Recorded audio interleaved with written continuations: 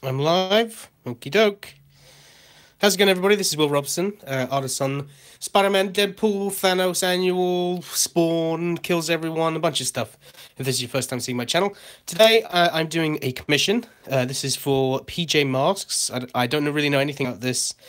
I think it's a new kids cartoon, but this is a commission that I was hired to do because it's March Madness, and in March I've completely opened up my commissions list. So that means if anybody wants a commission from me, all you have to do is email me at robsonrequest@gmail.com, or you can private message me on any social media. So for anybody that's interested in commissions from me, I'm open this whole month and I want to do as many as possible, and I kind of want to make this a tradition that I do every March. Also, I'm just getting over a cold, so you might hear me sniffing and coughing and stuff like that. So apologies for that. And we've done the line work so far for this, so I need to finish the inks on it, and then we're going to take it to colour with the Copics, which are right here. How's it going, Speedscape? Can you hear me? Everything clear? I'm going to sit down and get ready now. Let me turn on my iPad so that I can see comments as they come in. Let me hear. Is the volume working? Hello, hello. Let me hear. Is the volume working? Yeah, volume is working. Cuckoo. Right. So give me a second. I'm just getting set up here. I've got the chat up, and let me just check the quality. The quality doesn't look great. I don't know why, but I'm good to go. Just gonna crack all my knuckles. Loosen up. I got a little porg here who's staring at me whilst I work. It looks a lot like my dog. And yeah, let's get doing this. So I've done the basic line art. So as you see, when I do stuff digitally, I like to do this basic line art stage first, and then I like to move on to doing the outlines of the shapes. Just, you know, filling in the gaps like we're going to do now.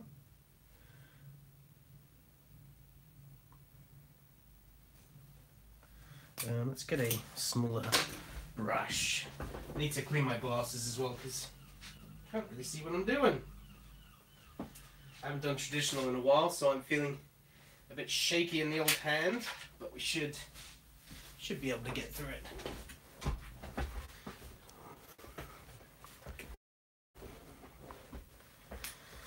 Okie dokie. So this light, I need to move it a bit. I don't want to get that light on camera though.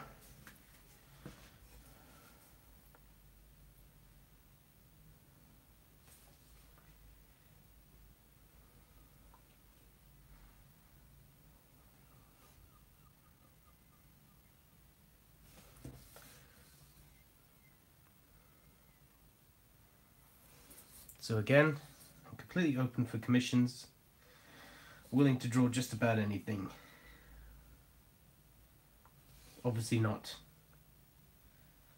something super inappropriate.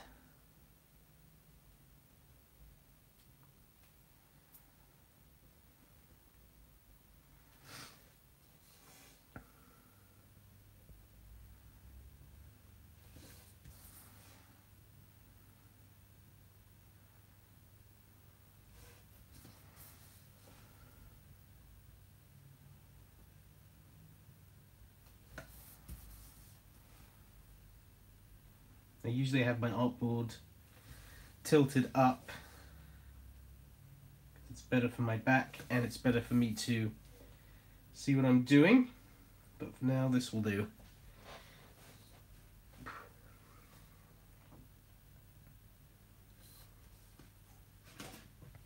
Mr. Porg, you're going to have to go over here instead.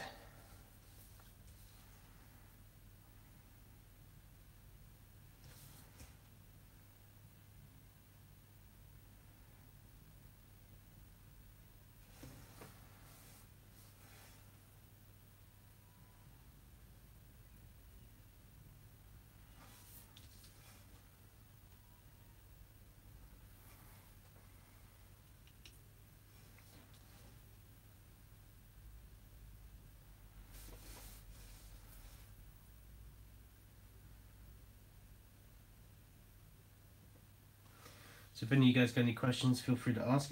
I'm using a A4 coloured piece of paper. I like to use coloured pieces of paper when I do these commissions, because I feel like it blends all the Copics nicely. And then when I finally add the white to it, you know, the white from one of these Signo gel pens, it looks good. How's it going, Gabriel? Or Gabrielle, I don't know.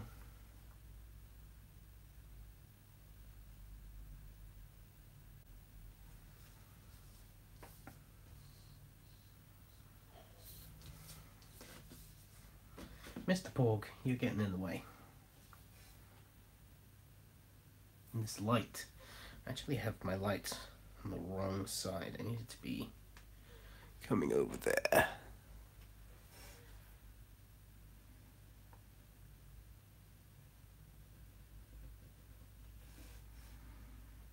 So these are little fun characters. If anybody can tell me anything about them, that would be good. Didn't do too much research. Just thought they looked fun.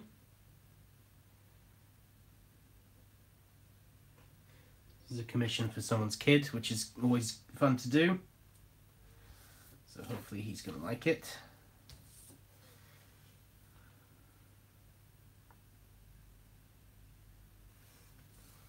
And the ink's flowing a bit too much on that pen, making it a thicker line than what I want.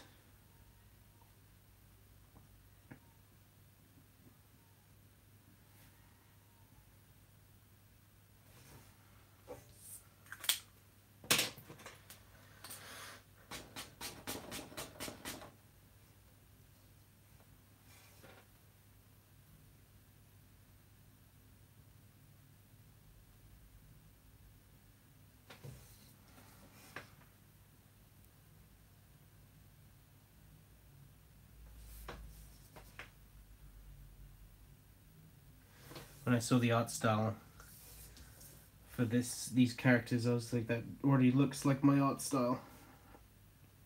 I will say I went a bit more John Rector than I usually do with these guys.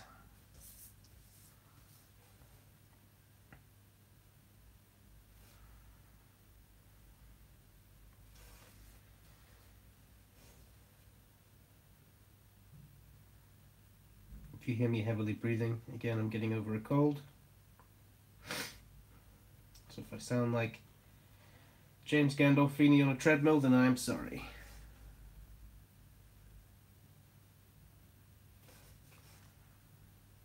So we're just separating the shapes that we've created so that they pop out. So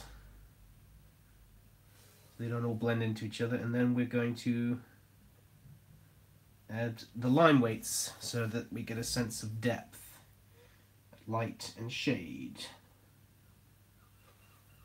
I think I went into that a lot with my Teenage Mutant Ninja Turtles video I did. Oh, by the way, that cover that we did, the Teenage Mutant Ninja Turtles cover, that is going to be a variant cover for issue 82, which comes out in May 26th, I believe. Also, it is a big snowstorm outside. It's pretty cool just to watch the falling snow in my office, or from my office window.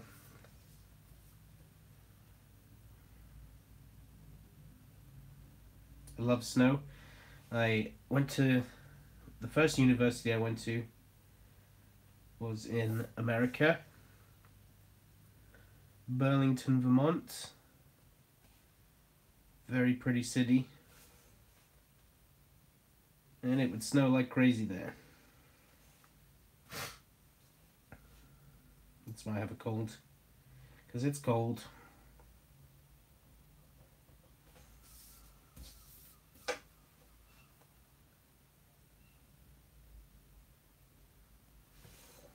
Alright, I think that's all the separation we want to do. Now, I really want to go in with this thick brush. That was me just testing the brush. Shall we be bold?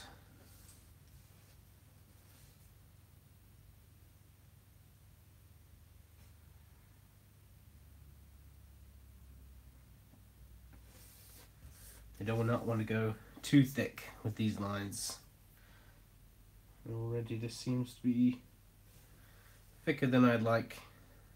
Also, it's bleeding a bit on this paper, quite a bit actually. So we're going to stick to pens. I might go back to using the 4. Yeah, that's bleeding. Not a fan of that. So we'll just... Actually, let's use 0.5. So what the pens I'm using, these are high-tech pens. I don't know what they're called. Pilot pens. They're good and precise. They work more in the style that I'm going for. I don't have very good hand balance with a brush. I like to create the look of brush strokes rather than doing everything in one brush stroke. I don't have the talent for that. Nor do I have the interest in pursuing the talent for that. So I prefer this look. Now I do use those brushes sometimes. Just depends on what I'm working on. This, I want it to be much more precise. If I am going to traditionally ink, I prefer using crow quill pens. This is a Hunter 101. And when you push down, you can see, I don't know how close I am, it splits dripping ink into it. Oh, that needs a clean, that's sticky from ink. That's what I prefer using. I have more hand control. I need to actually replace the ones I have because they're all old and crusty. Black Star ink. That's my favorite to use. But with commissions, especially commissions that are going to be coloured, they're not the best to use because you need the proper paper for it, the Bristol board, and sometimes they don't gel too well with colours. How's it going, James?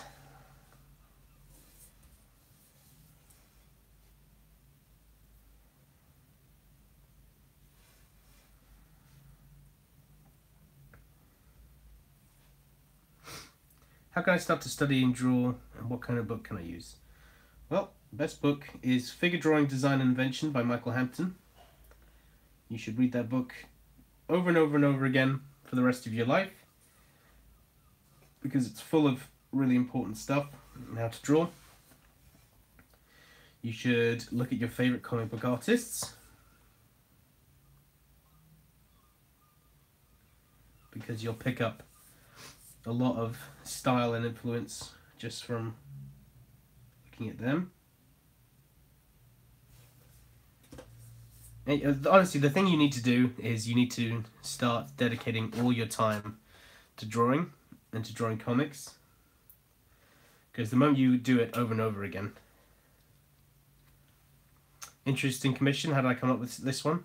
Well, I was commissioned to draw 3 of the main characters from this. I'm assuming it's a kid's cartoon. And originally he wanted just the torso, but I figured it'd be more of a fun commission to draw if it was full body, so I gave him a discounted price because that's not what he asked for. But you know, if you want to buy a torso and someone says, "Hey, I'll give you full body for the same price," you're not going to say no, are you?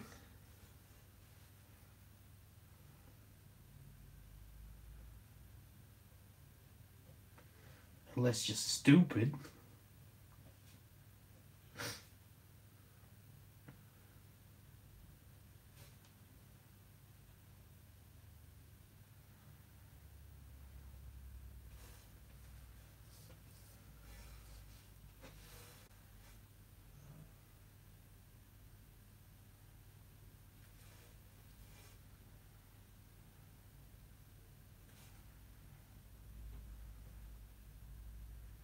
But there are 3 characters. One's a cat, one's sort of like a lizard, one's an owl. And I just wanted them in like a fun position, like they're jumping out of, you know, an airplane or something like that.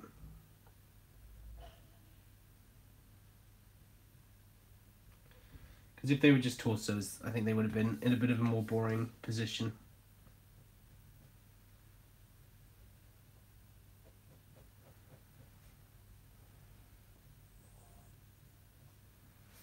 Oh, I just heard my dog outside my door sniffing. She's not allowed in here because she would make too much noise. My fiance's home from work today because of the snowstorm, so she's working from home. I'm knee-deep in Spawn right now. I've just completed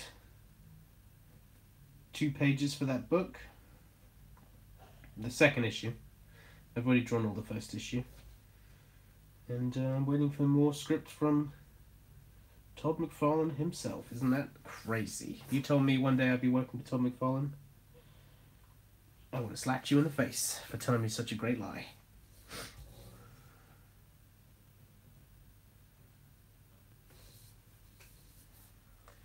It's a fun cartoon, even if it's geared toward preschool kids. So I think the kid's quite young.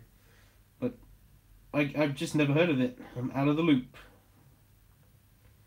But the characters look fun.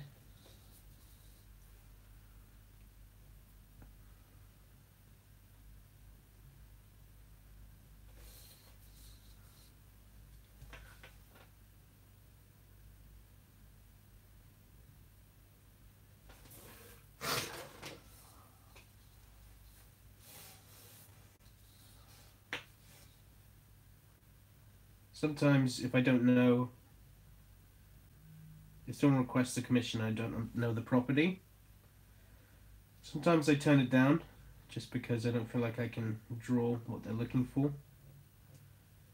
And also, I don't know if I'll enjoy it, because I have this weird thing when it comes to commissions when if people ask me, like I used to do a lot of caricatures of people, where I would draw them as superheroes. And that was actually a really good side business for me before I broke into the big two. Or just mainstream comics. It was a really good little side business. You know, I'd go to a lot of comic conventions. I'd have a thing saying there, I'll draw you or any character. I think that's still on my banner. And it used to be, yeah, I used to make a lot of money. Kind of like what you get with those people that sit on the street and draw like cartoon versions of your family. I used to do that, but on sketch covers. But I didn't enjoy that work. It felt, you know, I didn't like the artist I was doing that. I didn't become an artist to draw that type of pictures. So once I broke in, sorry for the sniffing. Once I broke in, I gave that up, much to people's dismay. But you know, I didn't enjoy it. I didn't feel good doing it. I felt cheap in a way. And I'm not knocking anybody that does it. Some people do it, and people do it a lot better than I did. And it does look cool. And sometimes, you know, I would like that too. A fun picture of me and my brothers, superheroes, it sounds fun. But I stopped doing all that. But I do turn down some commissions that I may not be interested in doing, because the whole point is I want to have fun, which I know sounds selfish, but yeah, I want to have fun with what I'm drawing. I have enough not fun with my day-to-day work. Like it's all fun and games drawing Spawn. I love drawing Spawn, but I don't love drawing, you know, coffee scenes and typing at computers and stuff. For the comics, you do draw a lot of boring stuff. You barely get to draw the fun stuff. Like I'm on a Thanos annual with Ryan North, the writer of Squirrel Girl, and he wrote, which honestly is the best script I've ever worked on. Really great Thanos, little 4-page story. And I was super excited when I got the email to do it, because it's Marvel does pin me as, I would say, like the comedy guy. I do a lot of comedy stuff. So it was nice to get offered a more serious thing like Thanos. And on page 1, the panel description was Thanos fights the Avengers. And I was like, this is why people get into comic books, so that they can, their day job can be drawing Thanos punching all of the Avengers. So really enjoyed doing that book. But that book also had the classic kind of coffee scenes as well.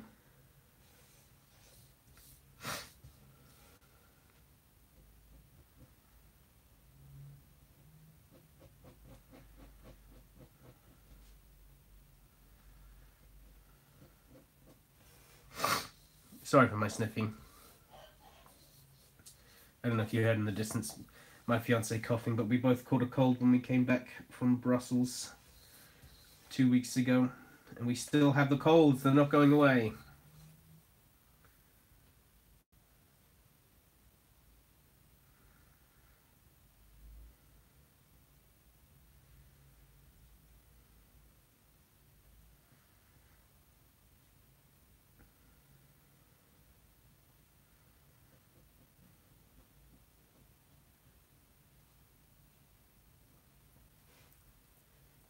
You gotta do what you love, well, life just stinks.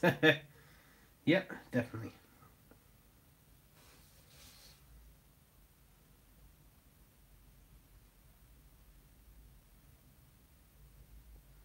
That's why I'm trying to break in as a writer this year, not just a comic book artist.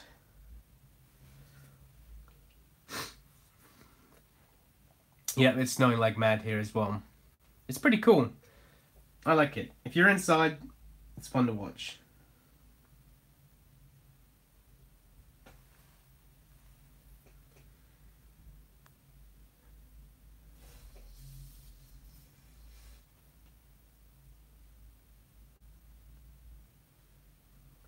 I finally saw full Ragnarok this week and loved it.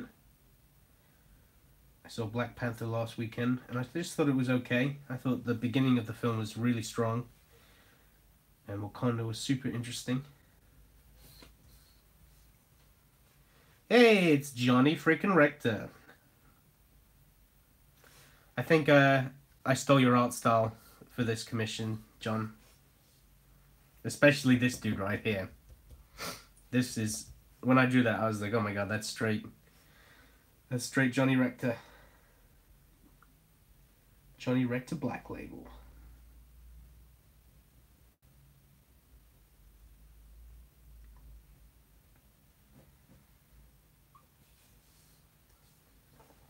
I'm sorry if I took you away from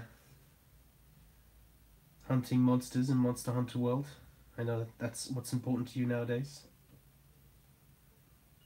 Slaying beasts. Slaying beasts and drinking yeasts.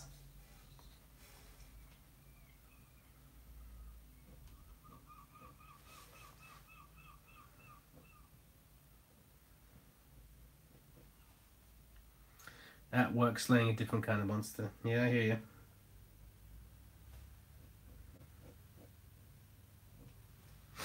Hey Paul, how's it going? Sorry that I can't go to that Comic-Con that we were chatting about.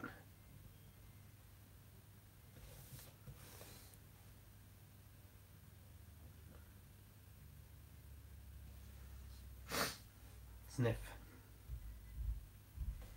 I'm sniffing this time instead of my dog snorting like usual.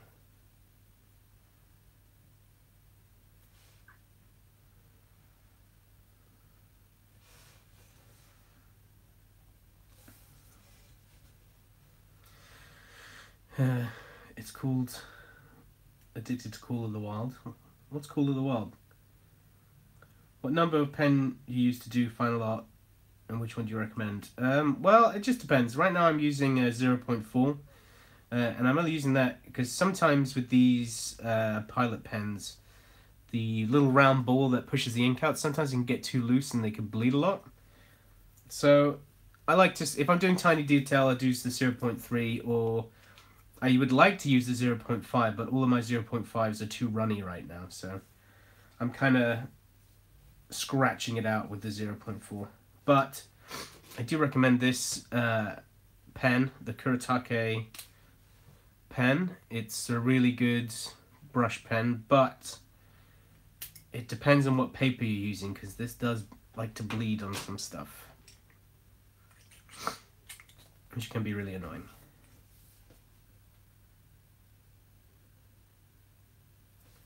But if you're working on proper bristle board, then I recommend the Hunter 102 nib. That's the baby. That's the one that inks all of the 90s comics. If you want to look like McFarlane, use a Hunt 102.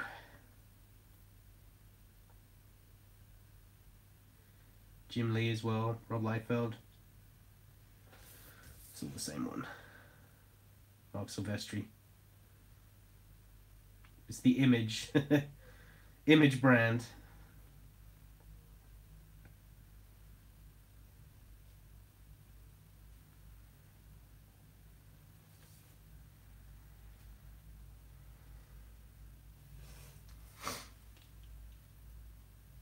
Oh, you mean Breath of the Wild? Legend of Zelda Breath of the Wild? What the heck is Call of the Wild? Come on, guy. Unless it's renamed something different in your country. Call of the Wild.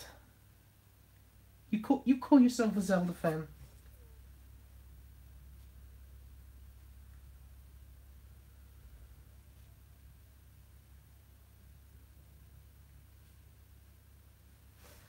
Anytime I think of Breath of the Wild now, I just think of that one bird in the game that goes do do do do do do do do, and in my head I just go Breath of the Wild, Breath of the Wild.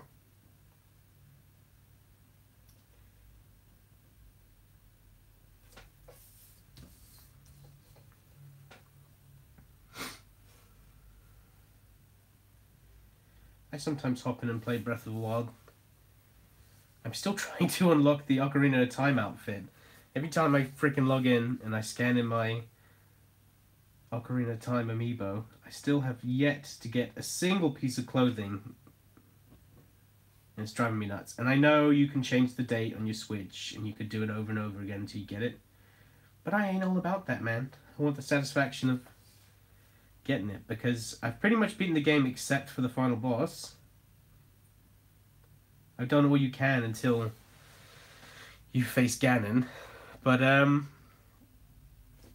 don't want to face him until I'm in my OG Ocarina of Time outfit, because Ocarina of Time is the Zelda that I grew up on. And I don't want to walk in there like a jabroni, wearing some new clothing. Screw that. I want the hero of Hyrule to return in his proper gear.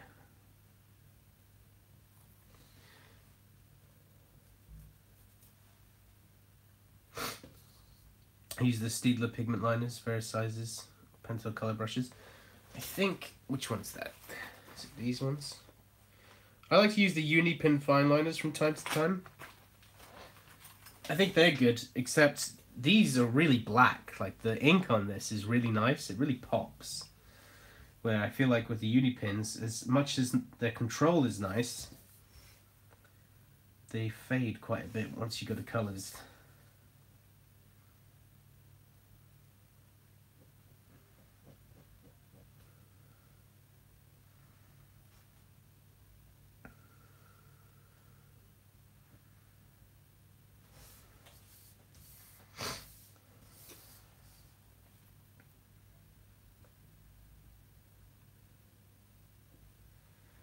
So I've had a crazy work week this week.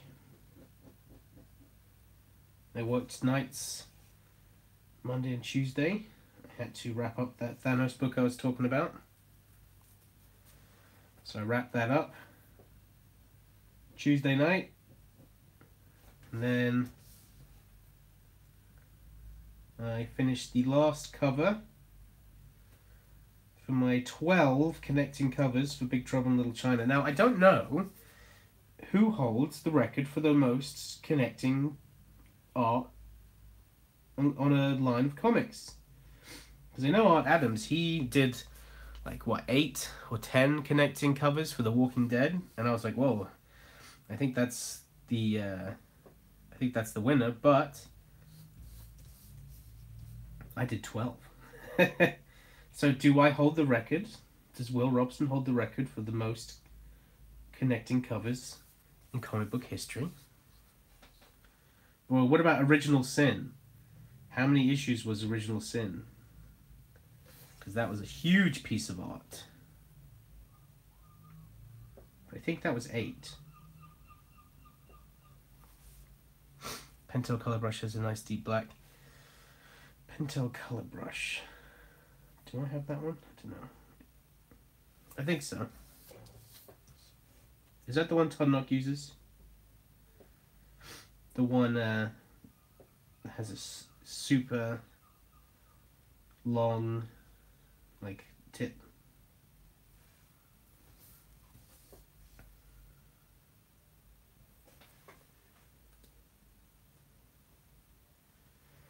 My iPad always falls asleep. It's annoying.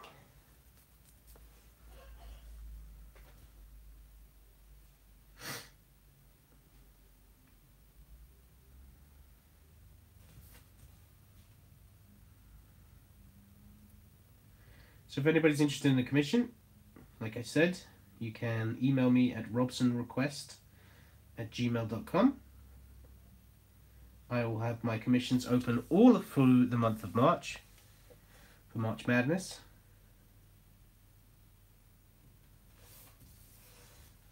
And you can private message me on any of my social media as well. And if you want to know the prices, go to my website, robsoninc.com, and there should be a section for commissions, or robsoninc.com//commissions. Sniff, sniff, sick, sick.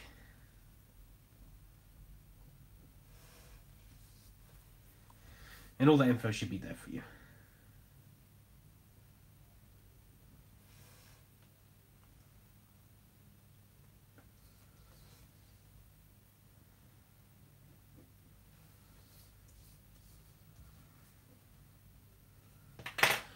I might actually go with the thicker here.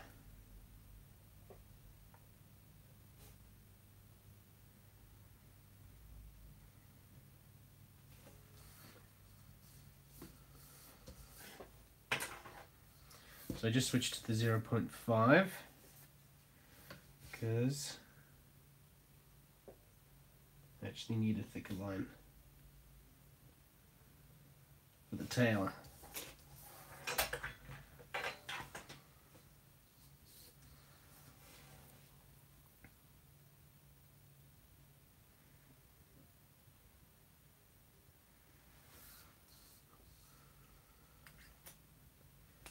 That's it. That's all I needed it for. Do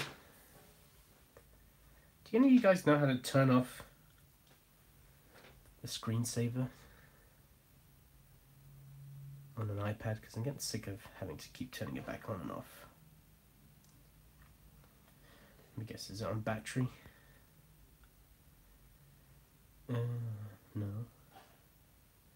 General?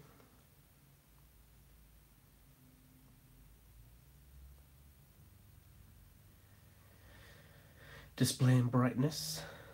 Auto lock after 2 minutes. Let's turn on never for now. And see if that works.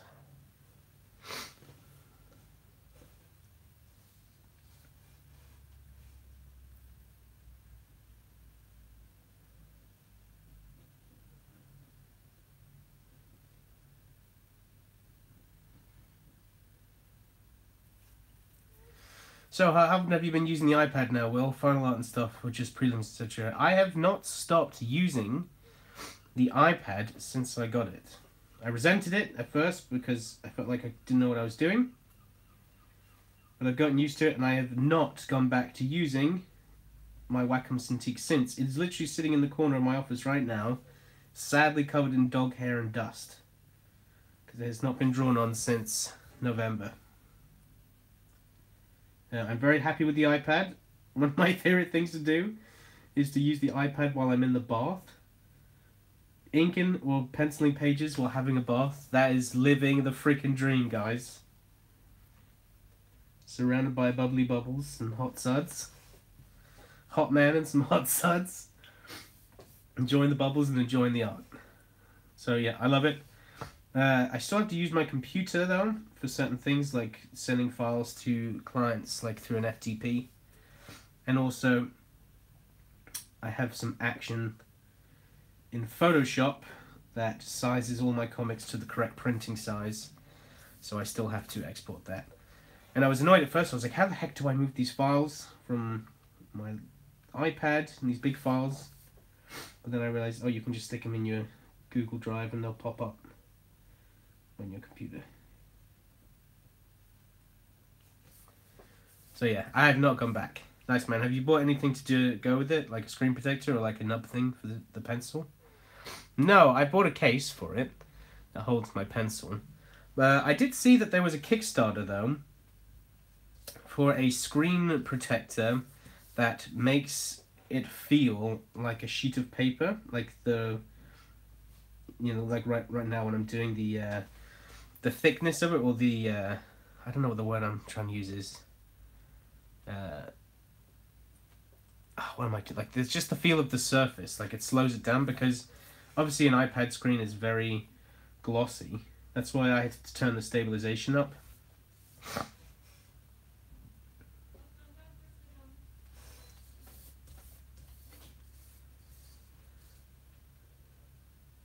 This cartoon will be transmitted in Brazil, do you know? PG Mask, it's very cool. I don't know, sorry. Don't drop in the tub, yeah. What's the protector? Do you know the name? Yeah. I have a matte screen protector. Feels like a Cintiq-ish. Yeah? Is it good? Would you recommend me getting it?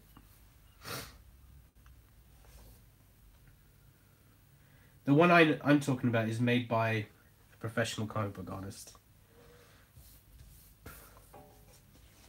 It was on Kickstarter. I don't know if it still is. Do you use it? Or are you still Cintiq?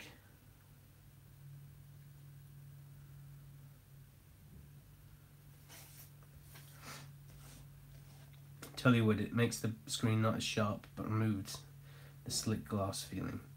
Well, that's one thing I'm worried about. I don't want to lose screen quality, because I don't just use my tablet for drawing. I use it for many other things, and I would still want to have the best quality possible. So if I'm going to lose that, I'll just keep doing what I do. I just keep doing what I do.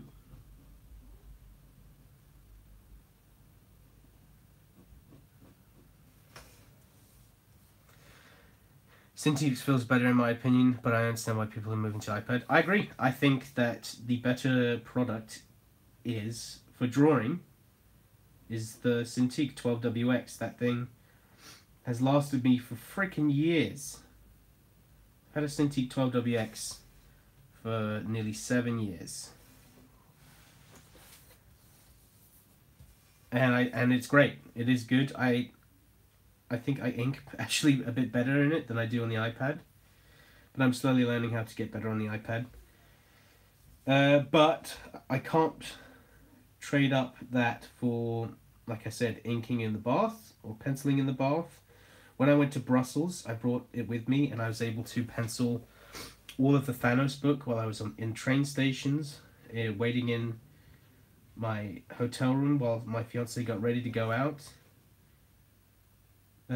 Being at home, I barely use my office anymore. I sit on the sofa with my dog. As you all know, she snores in my lap while we work. Just the ultimate freedom it's giving me. I brought it to my brother's when I did that stream, and I worked at his house for a little bit. I can't do that with my Cintiq. I can't bring a whole computer with me. I could have had a laptop, but that's, funky. I used the Surface Pro and it tripled my output. Surface Pro, I've heard good things about that. I liked the iPad because, one, I like Apple products, and two, everyone was just telling me, all these, John was telling, well, you didn't really advertise it too much, but a bunch of friends that are pros, they said you should just get it because it feels exactly like, it's the same exact product, but on an iPad. And I was like, yeah, that sounds amazing. And it is. It's really good. I like it a lot. I would like Apple to use me. I'll make tons of videos pimping it out, drawing Spidey pages for them. Like, hi, I'm Will Robson. I'm a professional comic book artist, and I support the iPad Pro.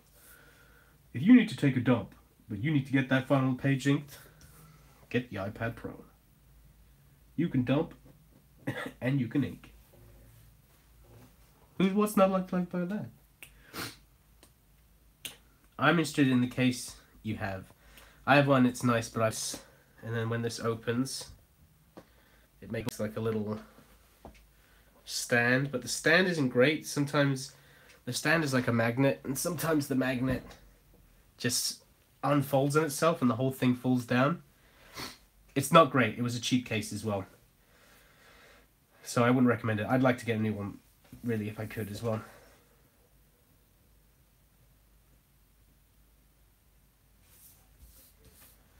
But I did not want to buy the nice leather one because I don't want to buy leather.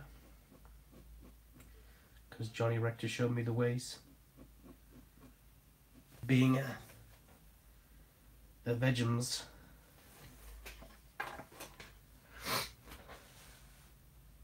Anyone here have a nice case they recommend? I don't think... Well, you can ask. I really don't know. I would like to know. Sorry for the yawning.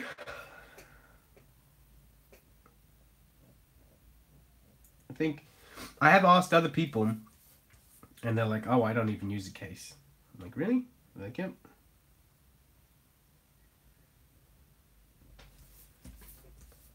At least, I mean, this case is just functional. It holds the pencil, which is good. I tell you one thing I don't like though is when, even though it takes like 10 minutes to charge, the actual pen itself, it still frustrates me. Like I'm like, well, my Cintiq pen that doesn't need to charge. And I'm like, oh god, I guess I gotta charge this freaking pen up.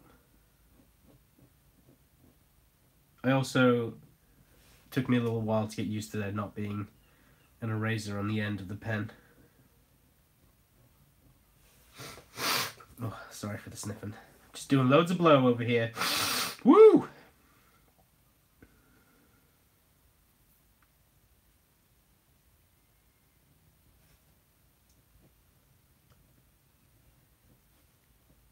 Inking like it's 1985.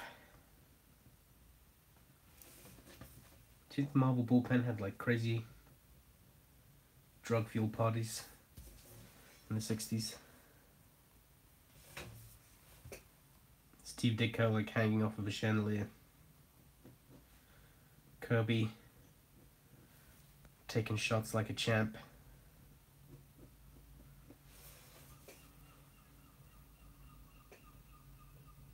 I do.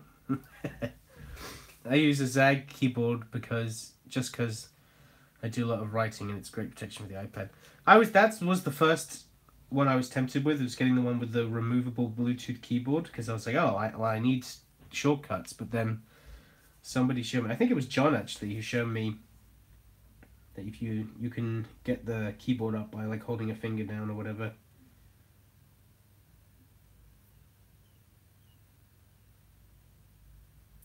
The first thing that annoyed me was all of my pens and the pressure sensitivity was not the same as on my computer. And I had to individually go in and change the pressure sensitivity of all of my brushes I had created for myself. Just for that. But now that I've done that, like I don't really think about that I did that in the first place.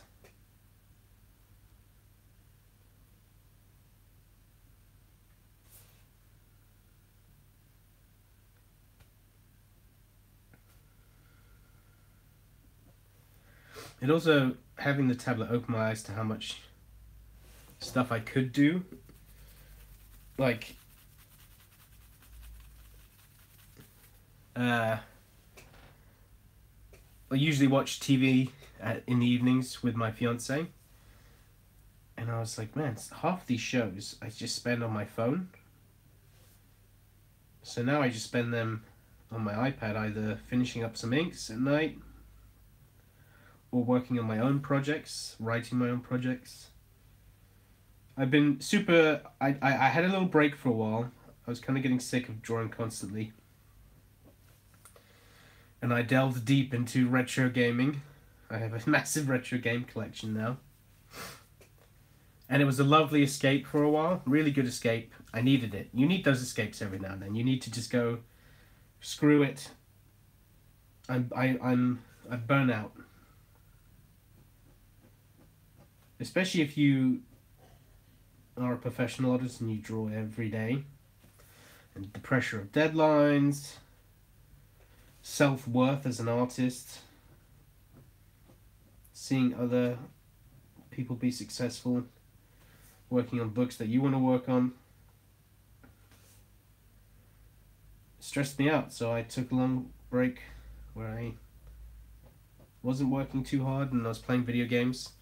And it was great. I loved it. I had a great time. Had a good time, boys. But now I'm back in it. Now I'm back in the swing of focusing on myself. I just need to know that I need to do that myself. Okay, sorry, I went off on a tangent there. Will, I need some inspiration today. Tell me why I need to pursue comics. You need to pursue comics because you're a fucking... Excuse my language. I know I'm drawing a child's image, but you are a great comic book artist. You took me under your wing.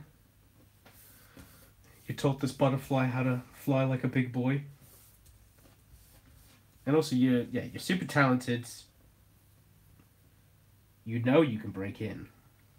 You know you could do more to break in.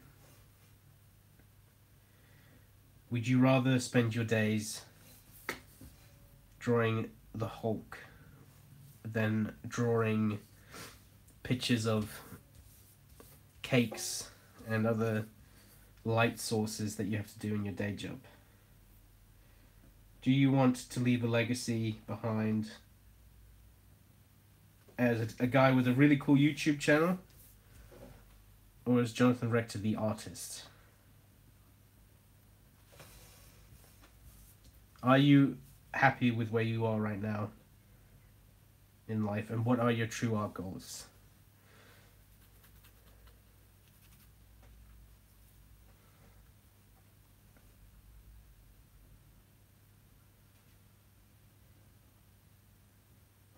There's nothing wrong with having a break. Definitely nothing wrong with having a break. But there's definitely something wrong with quitting altogether. Which I know you said a couple times. Where you're like, I'm done. No more art. I just wanna play Fighter Z and get really good at that, and maybe I'll go on the fighting circuit, and I'll just be a professional video gamer. That's what I'm gonna do. No, John. You can whip up a cup of coffee, 6 cups of coffee. You're gonna put on some death metal. You're gonna put on your favorite I Heart Veggie t-shirts. I Heart Vegums t-shirt. Or Kiss Cows, Not Chicks t-shirt. I know that's one of your favorites. You're going to load up a blank page. And you're going to make more Jessup King. And you're going to post that all over the internets. You're going to keep contacting Ricky Purden. You're going to go to conventions. That's what you need to do, bud. You need to be on the convention lines. I know you live close to Detroit, so you should be at Emerald City Comic Con, where Marvel is doing portfolio. Marvel has walk-up portfolio reviews at Emerald City Comic Con. You should be there. And you should go, sup, Ricky? You know me. That's right. And you'll get a job. So this is real talk. Scared of not getting the weekly paycheck that I get from my day job. After work, I'm burnt out like everyone else, but it's brutal, my mind. Yeah, I mean, you need that. You need to get through that, right? Like, the problem with I know with is the stream dead? Is it still going? The problem is that you've spent all your time already learning how to draw, and that is a big part of it. Like when I was spending all those nights learning how to draw and all that stuff, I was trying to catch up to be on the same level as you, also while pursuing breaking in, and I was in a different mindset because I was young. I did have the opportunity to just focus only on comics because I'd sacrifice everything else just to do that. Now, I don't recommend that for everybody, especially older people, because you have far more responsibilities in life. And you can't just be like, oh, I'm going to quit my job and I'm just going to focus on getting better at comics. No. That's unrealistic. What is realistic, though, is sacrificing a good chunk of your time to just drawing. You have to. Because if you want to work in this business, you're going to be drawing 24/7 anyway. So if you don't like to draw 24/7, then this is not the business for you. Like, I've worked so fucking hard over this past week, getting tons of different stuff done, loads of different projects. I think this week, I'm on my 5th page inked. I've written half a script. I've penciled a bunch of stuff. I've done loads of stuff and I'm doing a commission right now. You know, I work hard, and since I work hard, I get the rewards from hard work. I get more work. I have my stuff out there because I've freaking earned it. I've earned where I am because I work hard, and you just need to work hard. And working hard sucks. You've already done a lot of hard work in your life, but you got to work harder. You got to keep going because it's not. I don't know. It's just you got to. If you want it, you'll dedicate your life to it. If you don't, you won't. I think it's as simple as that. It really is. If you really want it, you'll go for it. Because you don't have to be an athlete. You don't have to be young. You don't have to frickin' be able to jump higher than somebody else. It's not like you're a singer. You don't have to have certain vocal talent. Like, you don't have to have that natural ability to sing. You can already draw. You can do all this stuff. You're ready. You just got to keep going for it. You're way ahead of other people. That, you know, there's people in this chat as well asking, like, how do I learn how to draw and all this stuff. You don't have to do any of that. You've done it. You know how to draw. You could draw me under a freaking table if you wanted to. Your inks and pencils on the stand in that last issue are still, personally to me, the best work you've ever done. And that's just, I know you've sort of delved from that style a bit, and that's totally cool. What you're doing right now is awesome as well. It doesn't matter. You're good. You're a good artist. You are very good. So that's a step you don't have to freaking worry about.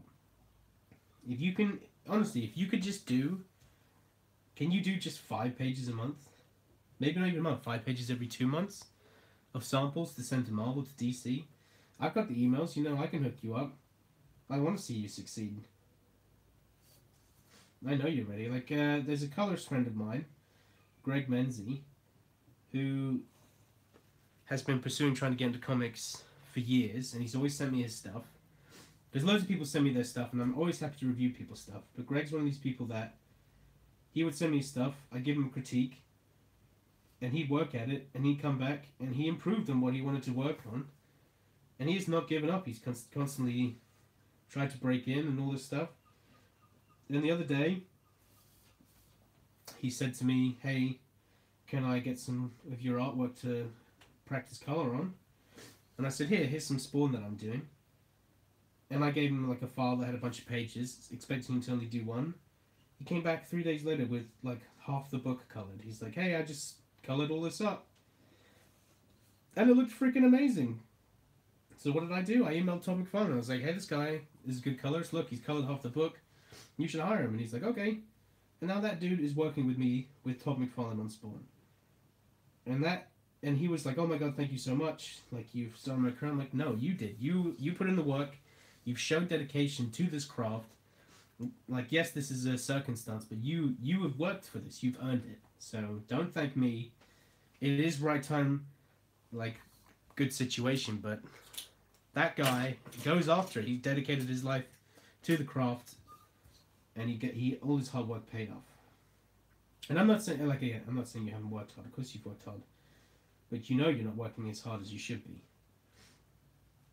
You know that you could produce, even with your day job, you could probably produce a solid, what, two 20-page comics a year. That's not asking for much.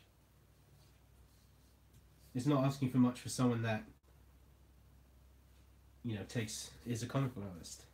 So that's me being tough love with you, John. Let me catch up on the comments. The stream died. Oh. I'm 40 something and I'm not giving up. I agree with you that you need to take time off. It's hard soul destroying chase, but when things come together, it'd be so worth it. Damn right, Paul. Paul was there with me. He handed in samples with me when I went to Marvel. Same exact Paul for other reviews. And they liked his stuff as well. But I think, Paul, didn't it take you a while to finish your samples? I remember you telling me it took you like a month or two. Because of this, that, the other. And that doesn't help, like, in this business. Like, when they give you a chance, they want to see you pump it out. Because they want to see they can rely on you to get stuff done, you know? And Paul's still going, still trying to break in, and that's what you got to do. Poo time. It didn't get there then and felt like poo, but I'm back even more. Yeah, man. What you went through with Marvel, with like the same thing I went through, I've been through with DC and IDW and all these different companies where, you know, there was a chance back in 2014 when I was going to draw Batman, and I was seconds away from doing that book, but it all fell through at the last minute. Like, that happens. It's a cutthroat game. You gotta play it. You gotta play to win. Real talk. Here's some perspective. I was just told that it's official. I'm going blind due to my diabetes. Oh my god, James, that is awful. I'm so sorry. What am I doing about it? Drawing like crazy so I can get a book done before I can see. Fucking right on, James. That you're about to make me cry. That is awesome. And hopefully, with your dedication to the craft, hopefully you can heal in some way from that. I'm really sorry that's happening to you. Good God, I'm sorry. Hopefully you'll get better. Jonathan, you inspired me to get serious about making comics. You need to keep at it, in my opinion. Yeah, John, you're a huge inspiration to me still. You were a giant inspiration to me when I first started drawing freaking Unit 5 back in 2011. And you are a very inspirational person with your YouTube channel, and you've helped me break into, like, inspire me and help me break into having a career in comics. So if you have anything that you need a pat on the back for, it's for inspiring people. This is Everyone Love John stream. It doesn't matter about this commission anymore. Thanks, I'm expecting it for years, so I'm not boo-hooing about it, just trying to inspire. Well, right on, James. I appreciate all this, guys. Thank you. I'll send you an email soon, Will. I was doing 3 pages for Thumbs to color up Jessup King last year. I appreciate all you guys. Yeah, you're Jessup King. I was super proud that you actually got an issue done, because I wasn't expecting you to be honest. You know, it's the classic Johnny Rector. Here's a new book I'm starting. Here's a new book I'm starting. Here's a new idea I got. But you followed through on Jessup, and it was a great book as well. The art's amazing. The colors are fantastic. And I am looking forward to the second issue of that. Just time to time, everyone gets into this crap. Hey man, like I just said, I just got out of that funk. For God's sake, like 3 months ago, I started a different YouTube channel where I was trying to become a YouTuber gamer, and I deleted all of it and quit it because I'm like, what am I doing in my life? I'm already working in comics, but it's just because I was depressed because I had too many deadlines and I just needed an escape from my job. And then it happens. Like, even a comic book artist, needs to escape from the reality of that. So I get it. Yeah, it took a little bit longer for that one, but I did another 6-page and sent it page by page to Ricky to show that I could do 6 pages in a couple of weeks with a day job.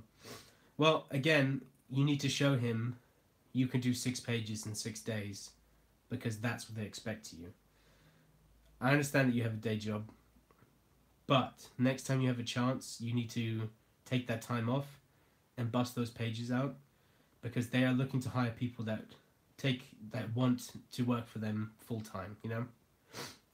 I was thinking about last week, actually. It's like a huge portion of us, we're all hitting a depression around the same time at the end of the year of Wild. Well, that's because taxes come through, and the tax man hates people that work in any creative field. Oh my god, I got whacked with so much taxes this year. And to be honest, you know why I've opened up my commissions list? Not because of March Madness, because I need money, guys. Please buy a commission from me. That's why I'm doing these. Good lord, I got whacked with so much money this month that I was like, commissions, everybody, I need money. Money is a good thing to break in. Okay, the inks are done on this bad boy, so we're gonna finally get to two colors. I need to find 1 second, folks. I need to find my little chart that has. I didn't expect for the stream to turn into such real talk, but it did, and that's fine. It's good. It's funny. I told myself this time as well. I'm like, now don't swear, because I'm sure there are kids watching. But that's just not who I am. I have to cuss. Ah, this is annoying. I can't seem to find my color chart, so I'll have to wing the colors.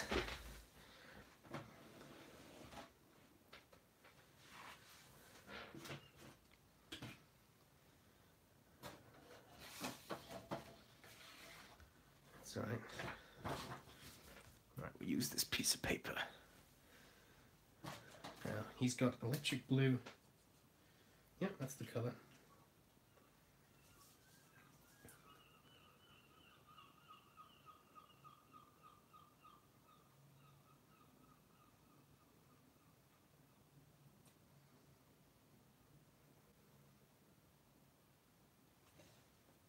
It's got electric blue on these bits.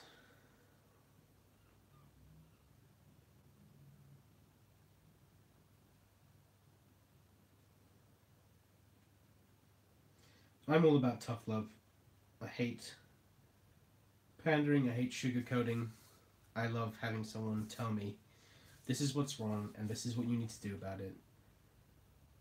So that's why a lot of people that send me their artwork, I am tough with them. Because I do get a lot of people messaging me, acting like they're the business, big cocky people. Where they'll send me a piece of art and they're like, how's this? Expecting me to say like, oh, this is amazing, you did great, but really it's not great. And I go, well, the hand's in a different perspective than the rest of the body, the proportions aren't correct, the figure works not right, you need to fix this, that, and the other. I'll draw over it as well. I'll go, here's where you're going wrong with this, that. And some people are not looking for that, they're just looking for a, wow, well done. And I had a guy do this recently. And I told him straight up, I was like, look, I'm going to be tough on you because I want you to succeed. If you want to break into comics, you need to hear this. Otherwise, what I'm saying is just what an editor's going to say to you. Like, you need to work on this, this, and this because you're not ready. And some people do say, I think I'm ready. And I'm like, well, then why are you asking for my opinion if you're ready? Because in my opinion, as a comic book artist, you're not. This is turned into Salty Stream 2K18. Everyone, get your salt out. Yeah, John, I hit depression real hard this year, and I've hit the hardest slump in my life. Thought about quitting a lot, but your channel helped me teach them how to use Clip Studio better. Yeah, I mean, in 2015, I personally was super depressed. Sadly, my mother passed away from cancer. I was still working in small press comics. My life wasn't moving the speed I wanted it to. And I was getting to the age where I couldn't just be drawing small press and living off of that. I needed more money. I had more bills and more responsibilities. And I was close to quitting. I think I very well may have quit if I did not break in 2016. But I don't think I would have stopped drawing. I think I would have, instead of pursuing breaking into Marvel Comics, I think I would have focused more on my own stories and drawing those, much like John Rector with Jessup King. I would have stopped doing small press working for someone else. Why do I want to draw someone else's book when I could just draw my own? You know, at that point you're not doing it for the money, especially if you have a day job. So I was going to get a day job, and I was going to draw my own comics, and I would have been very happy doing that. But luckily I broke in. And I think if Marvel came to conventions and stuff, I still would have brought my stuff to pursue it. Again, a lot of it's about timing, like the right place, right time for me. That's why I broke in. It's just whatever happened where CB Spokesy just happened to like my art, so did Ricky. They gave me samples, I did it quickly. And then they put me on file, and Jake Thomas, an editor at Marvel, just happened to like my samples. He was in a jam on Star-Lord, his artist was leaving. Javier Garren, who's now a Marvel Young Gun, which is pretty cool. I've worked with him twice now on Star-Lord. I filled in for him. And I just filled in for him on Secret Warriors as well. And yeah, he was leaving for another book, so there's 15 pages to do that needs to get done in 28 days. So they said to me, can you do it? And I was like, of course I can do it. And I didn't know at the time if I could or not, because 28 days, 15 pages, for someone that's trying to draw their best work, it's going to be tough. But I did it. And then blind emailed more editors after that, but with the tagline, Marvel artists looking for work, instead of just artists looking for work. With the samples in tow of Star-Lord, and I just happened to email Tom Brevoort, who was looking for an artist for Great Lakes Avengers. So, and then my career just picked up from there. So that's a bit of luck, that's a bit of skill from just what my talent was at the time, and just timing. You can't plan these things, but you can help yourself push yourself in the right direction. That's why I always recommend blind emailing people, because I blind emailed Tom McFarlane, and now I'm working on Spawn. I blind emailed loads of different people that I've now worked with, like with Boom Studios. I wanted to draw. I saw they were making WWE comics, and I was like, I want to do that. So I emailed them, and I've done 3 WWE covers. So you've also got to be someone that's very good at self-advertising yourself. I think that's a lot of stuff that people don't do or do well. I'm not very good at social media, because I'm lazy when it comes to that, but I'm very good at getting myself where I need to be in terms of who's at this, when I was trying to break in, who's at this con, who can I show my portfolio to, where can I travel to get this done. I was very good at that. I think I'm very good at presenting myself through written word, through emails. A lot of people, they don't know how to talk to people. I think I've been very good at that.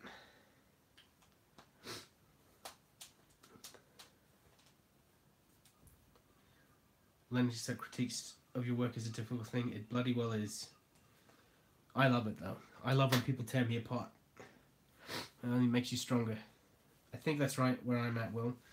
Decent day job, and so I can do comics after work, but the day job doesn't always let you be you like comics do. Damn right. Even Marvel DC comics, Hey man, even Marvel and DC don't let me be when I want myself to be. There's a lot of times I've drawn stuff that people have been like, can you maybe redo that? Because that looks weird.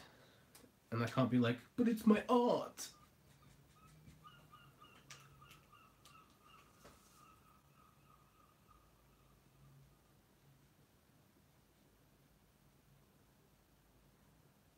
I mean, I do complain a lot about my job, because I'm English and we love to moan. But I couldn't imagine myself doing anything else.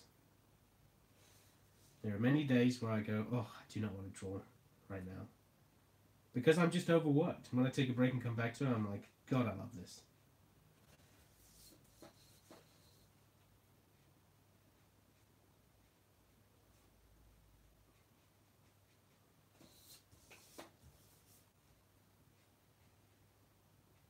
So, if you want to know what I'm doing right now, I'm just kind of basically doing what is called flats. I'm just putting one solid layer of this color down, and then I'm going to go over it again later to add shape. I'm not a very good colorist. I definitely admit that. It's something I'd definitely love to get better at. I was once thinking of maybe trying to, many times when I do covers or client work, they ask me, hey, do you want to cover this? And I'm like, I've been tempted before, but I'd rather work with someone that's dedicated the same amount of time as I have on learning how to draw, on learning how to color.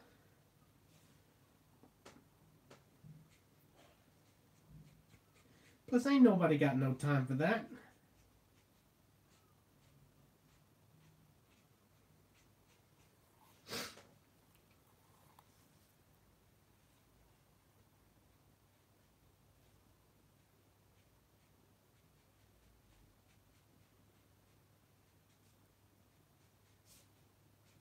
anybody's wondering, I'm using Copic markers. Personally, I think they are the best marker you can use to colour with. They feel like controlled watercolours. And I just think there's no other pen out on the market that blends like they do.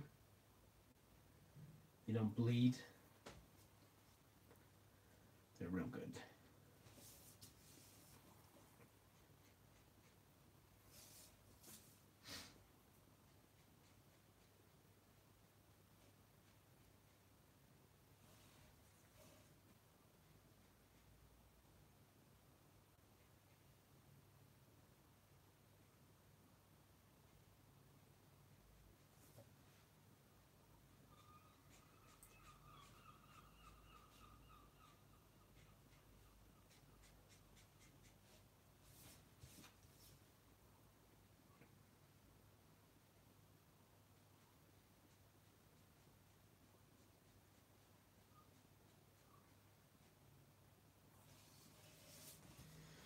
If anybody has any more questions after all that real talk, let me know.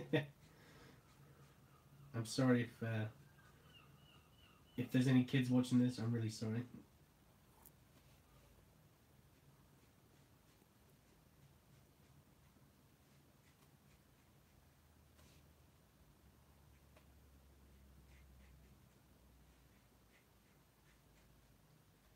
But it's good. I like real talk.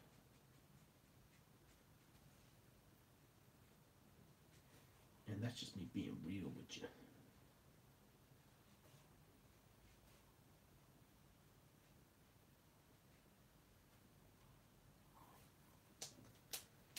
Yeah, to get a cuppa off that. I kind of need to go out for a fag after that, but I'm going to finish this. It's still snowing away out there. The seagulls.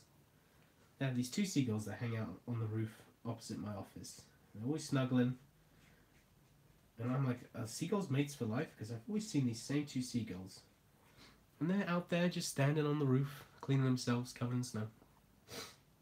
Anybody any advice for leaving the warm comfort of the day job for the high risk, maybe I don't get paid this month comic world job? I don't think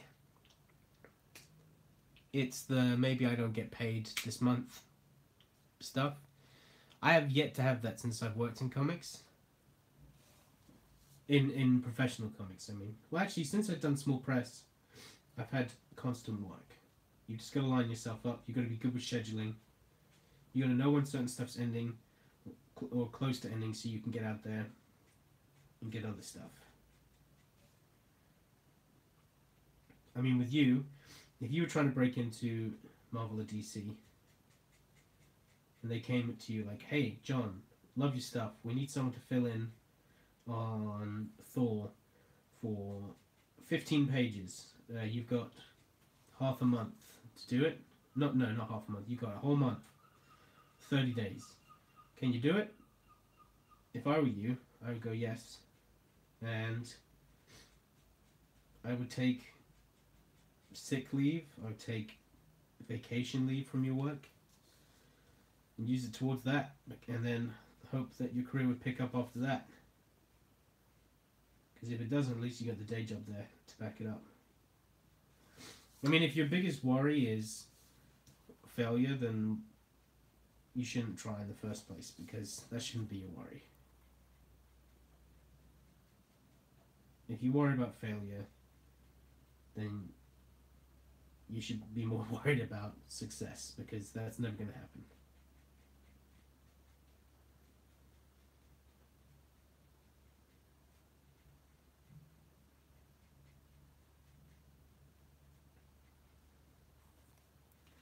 If I was you right now, I would not leave your day job, John. I would keep making Jessup King comics. That's what I would do. Just make Jessup King comics, and what you need to do is you really need to go to a convention, and you need to meet Ricky Burton face to face.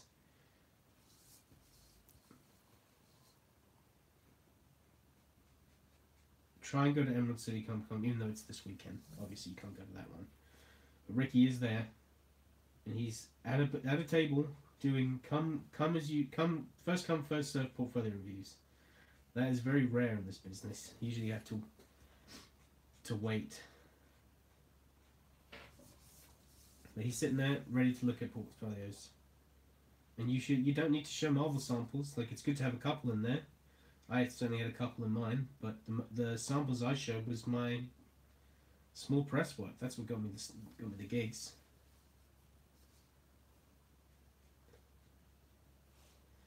And then obviously they make you do the sample page after that to see if one, your work is as good as it looks in the portfolio.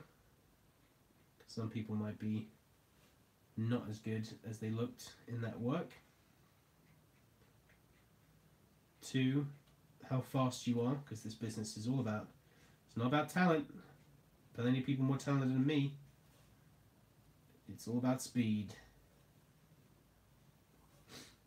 And 3, if you're nice, you're easy to work with.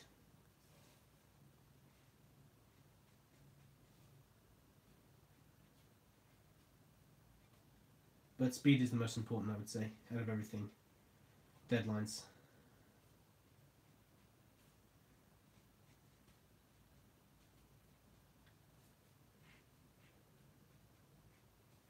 People want their comics and they want them now. Depends on your other responsibilities. I want to do it, but I have 2 kids, 4 stepkids, a sick mum, and Deps, but I'm making contingency plans to make way for doing professional work. Is it good having CB Cebulski as chief? As CB Cebulski as chief editor? Yep, I mean, you've got a lot of responsibilities there, Paul. But that doesn't stop you from doing sample pages, does it? You can still do every now and then a couple of samples, and when the opportunity comes where they want you to do more samples for them, just bust them out as quick as possible. I'm telling you, that's the secret. They want to see how quick you are. That's the one thing they said to me when I handed my stuff in. They're like, wow, that was fast. It's like, and they were like, that's really good. It shows that you're committed. CB Cebulski as chief editor-in-chief. Well, a lot of exciting stuff's been happening at Marvel. New number ones, old characters coming back to the mainstay. New creative teams on books, which is always very exciting. Like, freaking Ryan Otley's going to be drawing Amazing Spider-Man. That is the best news of all time.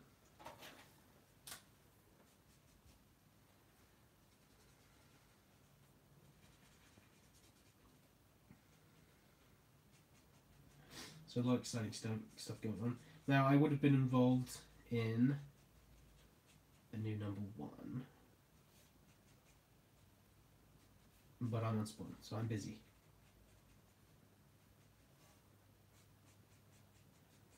But I'm loving working with Todd McFarlane. Oh my god, it is a dream come true. That guy is insane. But it's insane in a good way. And anytime I get an email. I mean, in that live stream we said my name, I like cream my pants. He's the best. But yeah, about CB Cebulski though. CB Cebulski's dope. He's a lovely man.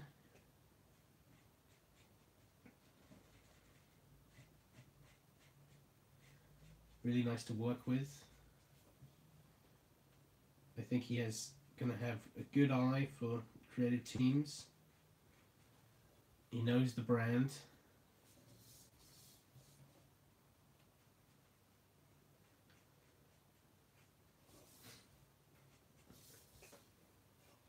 And he's a team player.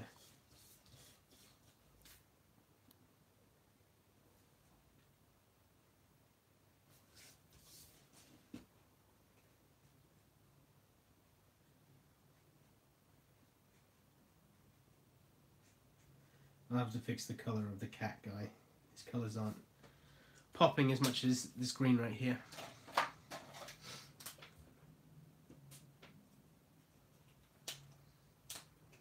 Oops. Forgot to do his little logo.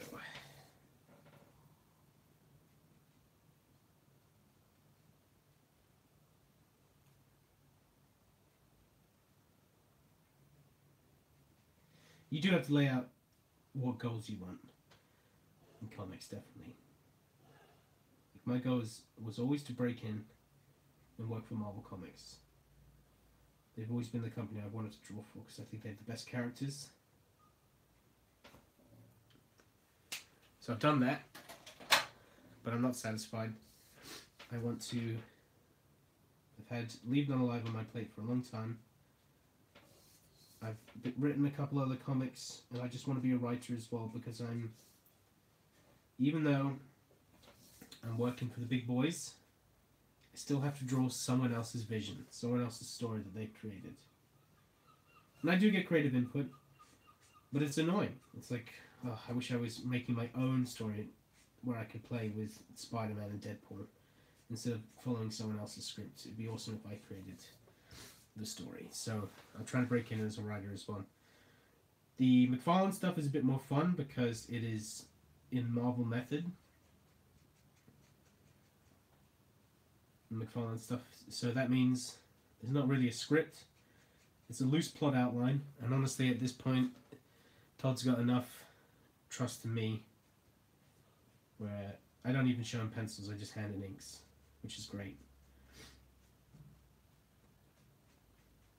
So I feel like I have a bit more creative freedom on that book because you know, we've chatted about the story and I've helped come up with stuff for it, so I definitely feel more involved in it. But I want to definitely write enjoyable stuff. He was great when I met him at LCC, yeah. CB Spolsky's a legend. Super nice guy. Ricky's a super nice guy. Everyone I've worked with is super nice.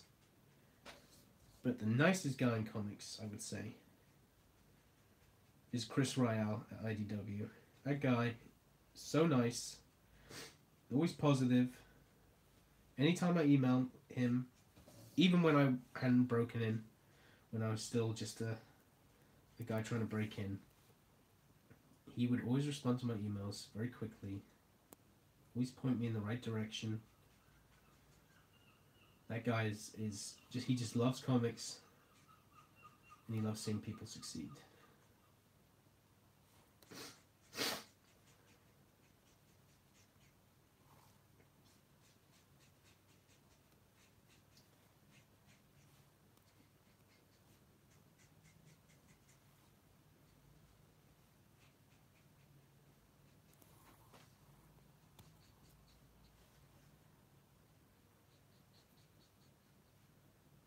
And these guys are hopefully going to pop when I finish their colours. I'm going to use the Signo gel pen around it.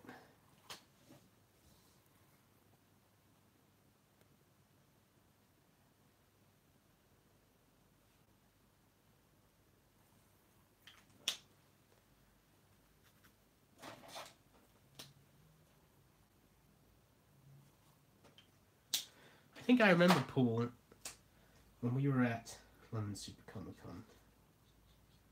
I think everyone went for a drink afterwards. And I remember you being like super celebrating, because yeah, it was awesome that you got to meet CB and everything. And I remember telling you as well, I was like, well, this is awesome, but it's not official, you know. And I was being super optimistic about the future of getting work with them. But that's because I've had so many promises where I've talked to editors. I have, you know, like I said with Batman, I had work lined up, but it just doesn't fall through. And I remember you were just like, yeah, this is great, we're going to break into Marvel, it's going to be dope. And I'm like, I don't know. Because I've been through that, and I definitely never want to get hopes up for anything.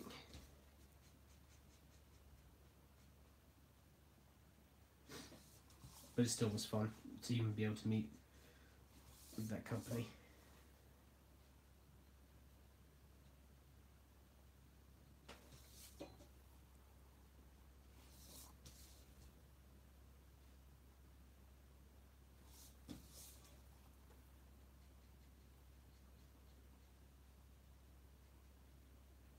I know I've said this a million times, but definitely the number one reason I think that I get work is one, my art style is very cartoony, so it fits a certain bill. I used to be obviously a Capullo ripoff, but I think once Todd Knox art influenced my style, I think then it developed into its own thing, so I didn't look like any other artists. And I'm quick. And I'm easy to work with. You really only need 2 out of 3 of those things. That was the drink talking.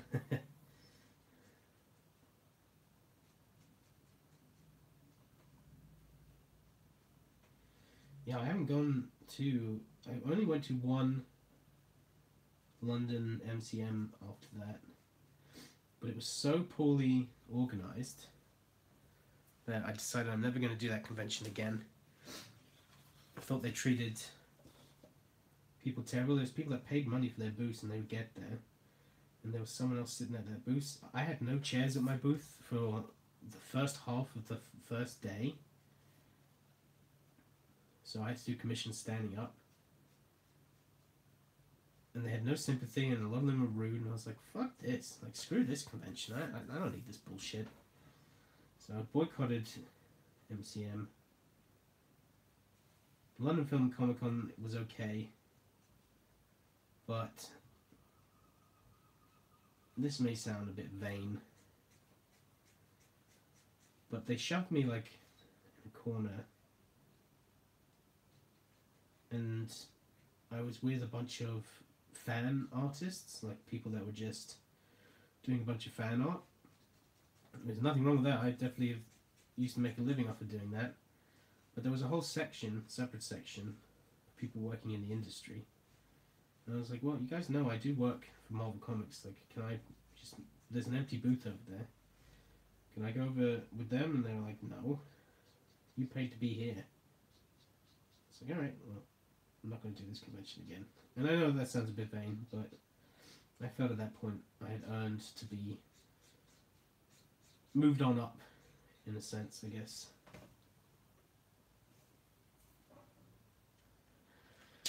And that was London Film and Comic Con. Not as bad as London MCM, which was dreadful. And then I did London Super Comic Con, and that one was great. They're super nice people. I had a lovely spot. Got to hang out with Dan Slott. We did a panel together, talking about breaking into comics.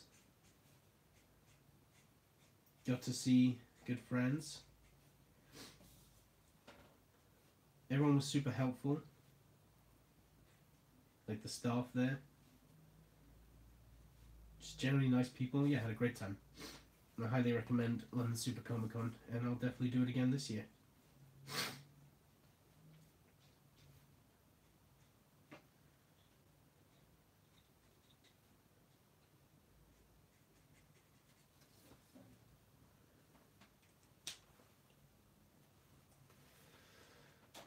Okay, what is the colour? I think the go is a sort of mauvey pink. I have to look it up.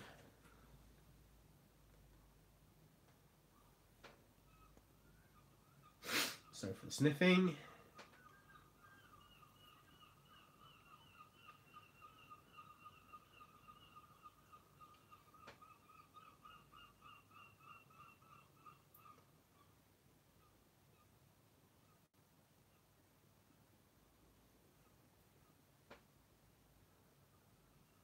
Oh, that guy's got shoulder pads. I guess I didn't see that. Alright, she's red. She's a pinkish red. That's good. And she has lighter underneath. Okay, cool.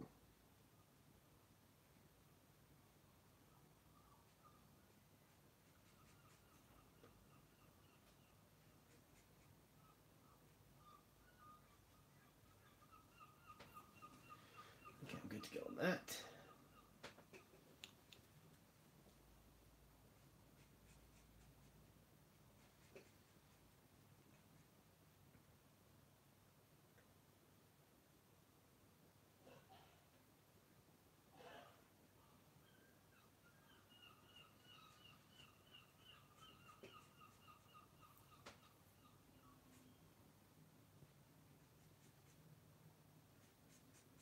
This is probably like watching paint dry. I'm sure this is riveting stuff.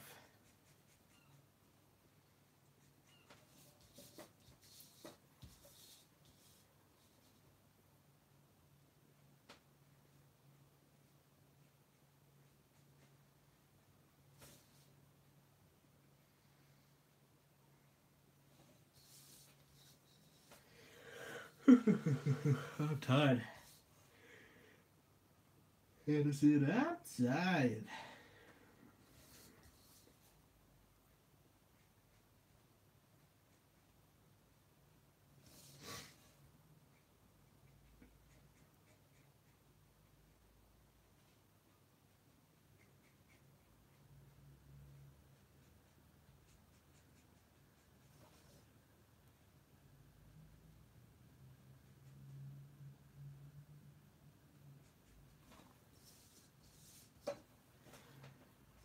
Chat's gone quiet. Any of you guys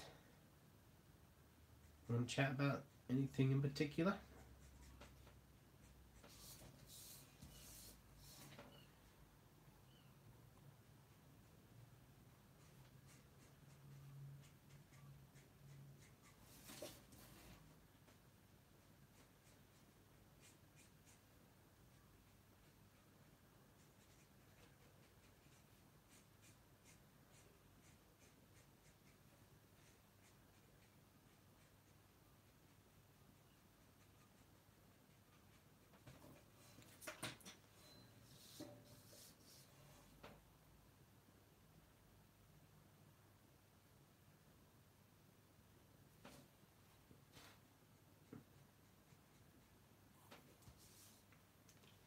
When you complete a book for Marvel, do they send you a copy or more than one copy?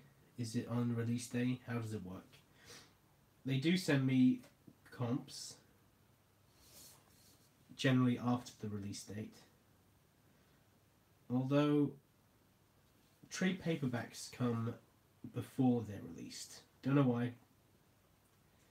Single issues, they sort of wait until you've done a bunch of them and they'll send you 2, maybe 3 copies. Now they used to send me... So what I used to do is I always used to just, whenever a comic was coming out of mine, I would just order a bunch of copies on eBay so I had extras. And then Marvel sent a bunch to me. So I was like, oh, I don't need to do this anymore. But and so I haven't bought any of my comics for a long time.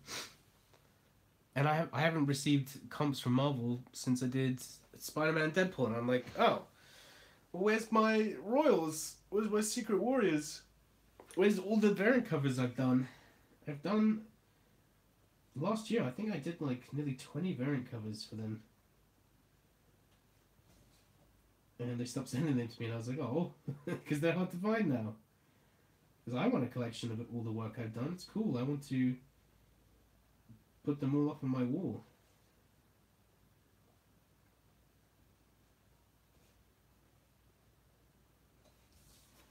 But they do send comps.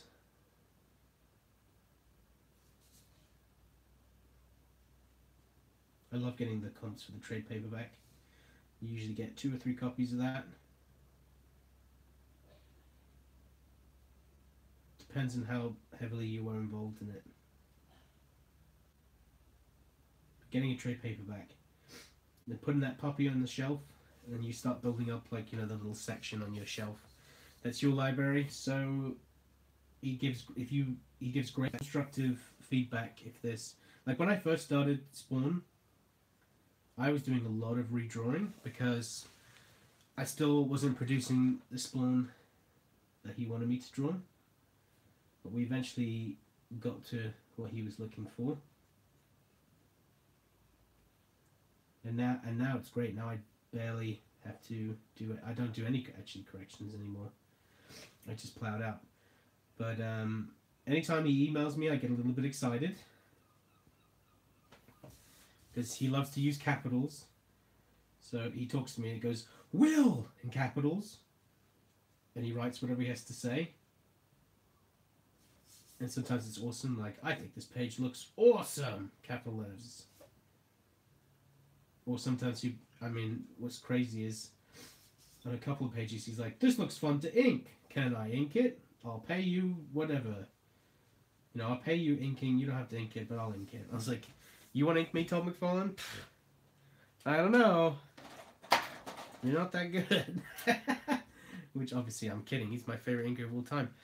So him inking my stuff, that's freaking awesome. I haven't seen those inks yet. I really want to see him. I know I will at some point. He's super nice. I loved watching him at the Image Expo announcing the book, saying my name out loud.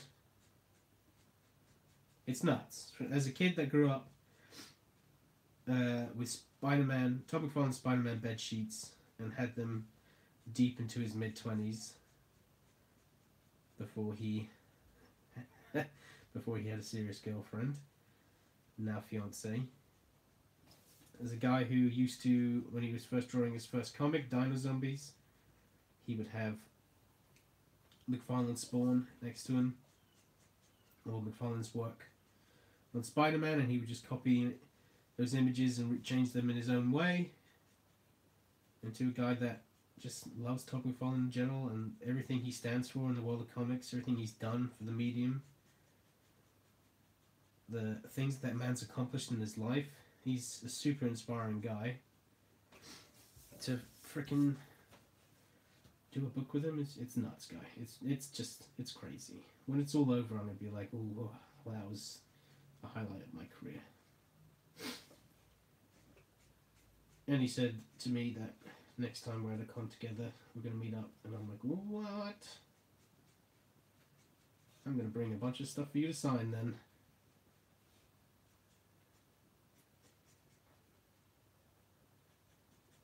Yeah, super nice dude.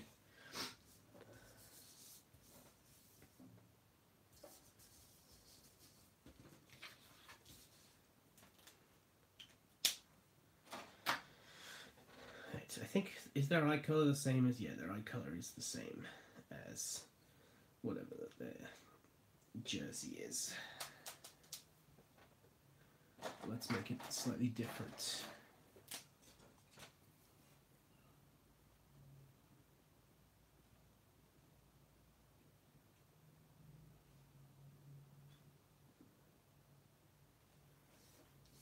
She has red eyes. He's got blue eyes.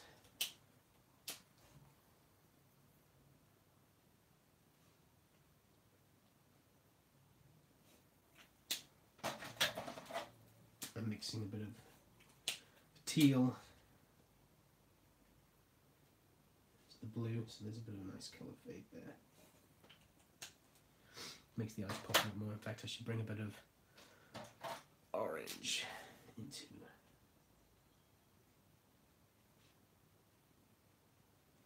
those eyes so they pop a bit more. And then with the green, I should do a green into a yellowish green. So we'll do this yellowish green. So we'll end with a yellow.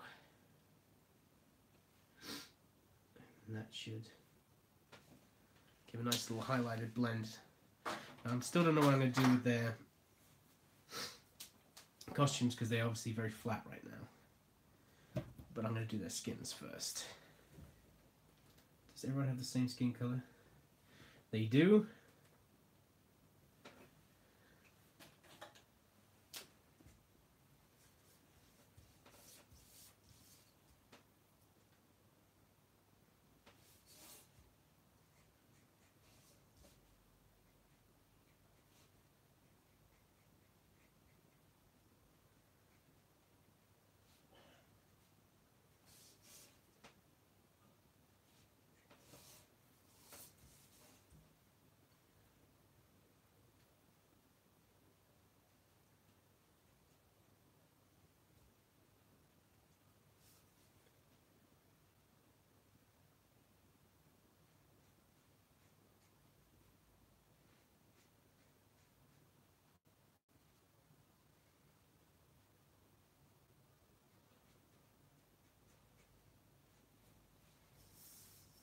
So that's a very E21. That's what we're using there. Very light tone. And I want to use a bit of a pinkish hue. Just R11, that's good. This is to just darken up a few little spots here and there. In fact, might make girls' lips this red colour.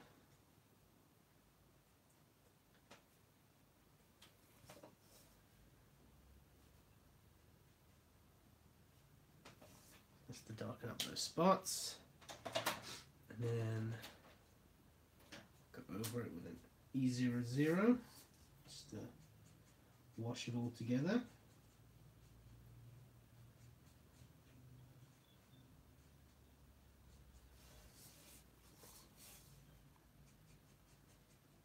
And we'll go back in and we'll darken up those spots again.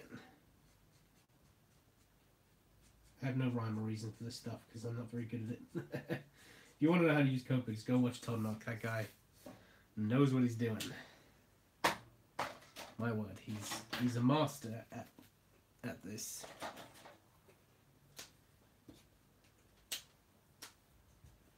So this is darker.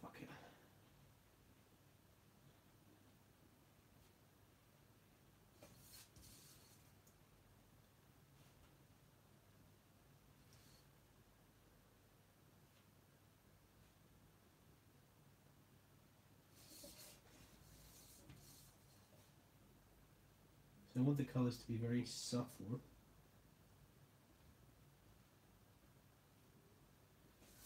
Because they're cartoon characters.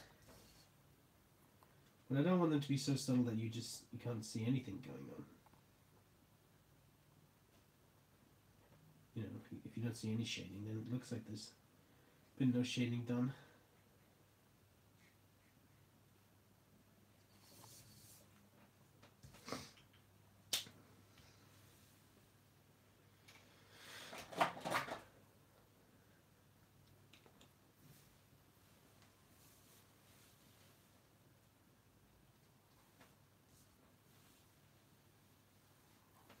So I need to find the right green to darken up. So that's the green I was using, G07.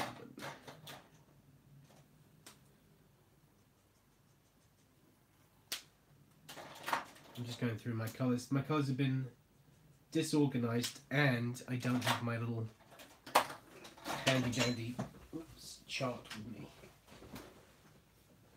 So I'm doing this blind. That's way too dark. I'm just trying to find a darker green to go along with the green I've already put down. That's not going to completely change it. I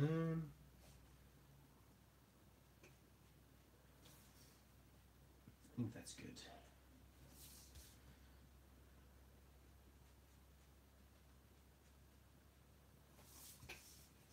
Because we want to add a bit of depth to the shapes we've created.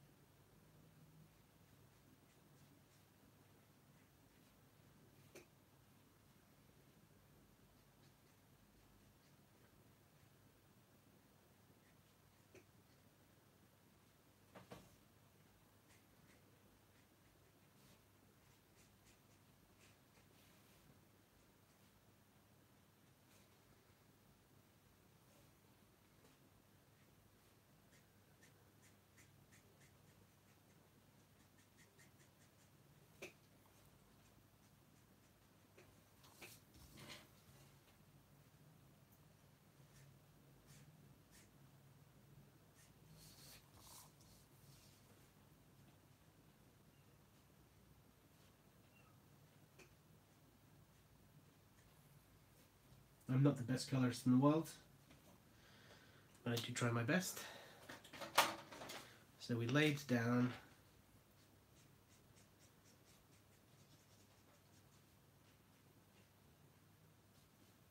the shading, and now I'm just going back in with the same colour we first put down,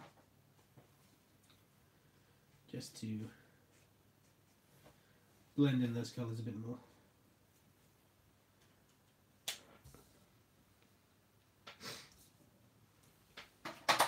So that's the green. Now we need to get a darker red.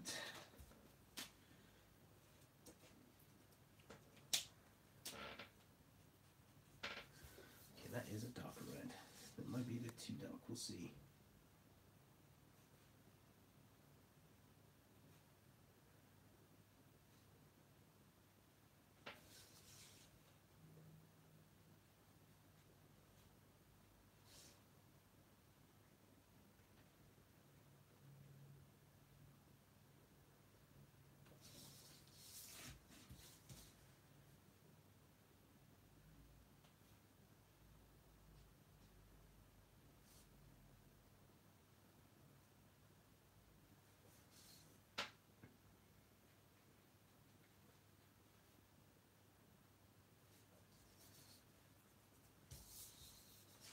Thoughts on Oddly on Spidey? I think it's the best decision Marvel's made for a very long time. Besides hiring me, of course. I can't think of a more perfect, amazing artist. So appropriately fit to handle Spider-Man than Ryan Otley. I think it's a great welcome from him. Obviously now leaving Image on his incredible long run on the amazing Invincible. So now working at Marvel, I think it just makes sense. I think whoever decided to do that, whether it was him or someone convincing him to move there, whatever it was, genius, absolute genius. And it sold it. I'm gonna buy that book now because I want to freaking see Ryan Otley draw Spider-Man. I've only seen him do it in commissions and a couple of covers.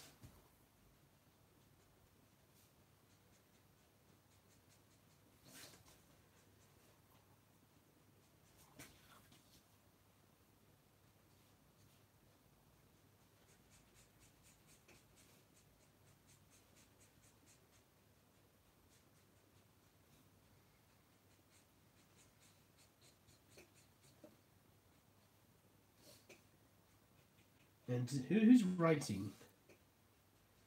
People know who's writing? Because I know Dan Slott's obviously gone now. So who gets the privilege? No, a turning shock of events. It's Robert Kirkman. I meant to say in a shocking turn of events, not a turning shock of events. Right, what am I going to do with this blue? This is the blue I used, right? Where is it?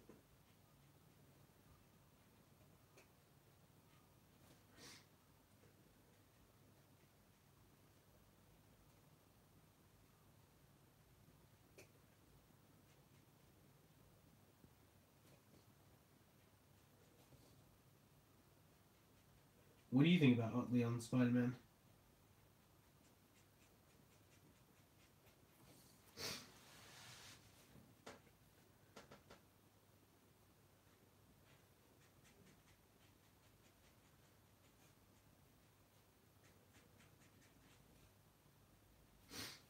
Breathing with my mouth open right now because I'm disgusting and sick.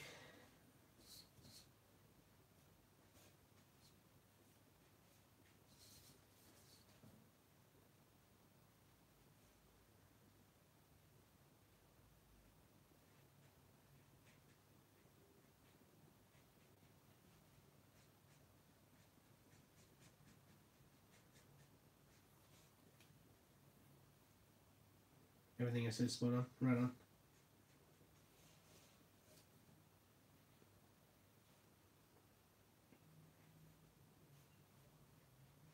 Well, I am a genius. And I do have the best thoughts out of all thoughts. Righto. So now what I want to do is... Actually, I'll wait on that. I want to... Where is it?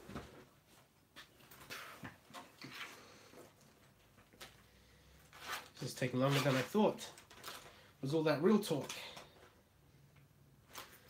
1 second, guys. I need to find... Oh, I stretched my back. There it is. Snip, snip, snip. Alright, to make this pop a bit more, to bring in a white moon in the background.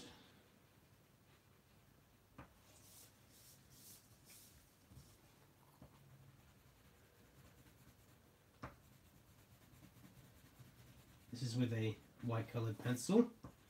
This is why I like working on these coloured pieces of paper, because you can add, you know, highlights to stuff.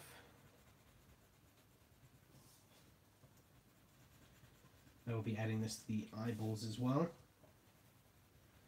Let's make them pop. I think this also helps pop the stuff that you want to pop out, like a bit of negative space.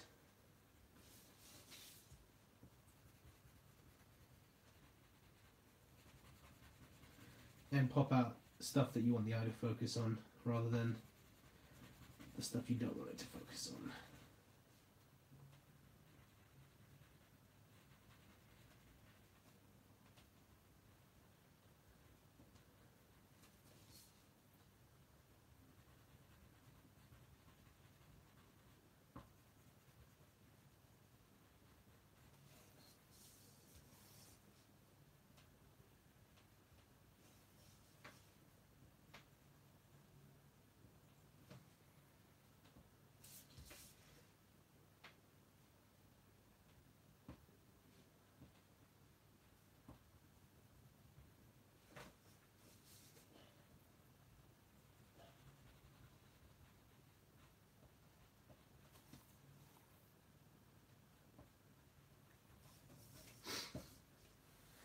If you had to work on one book for at least 100 issues, what would it be? It would be my creator-owned book. Because my goal with Leave None Alive is to have it run for 100 issues. That's my answer, but if you're talking about any other character, someone I would not get sick of working on would be Batman. Or Spawn. I could happily draw Spawn for 100 issues, because I would know that if I worked on Spawn, one, Todd McFarlane would be inking my pages, and two, I could probably help create new villains and be a true collaborator. But with Batman, that's where all my favourite characters and villains live.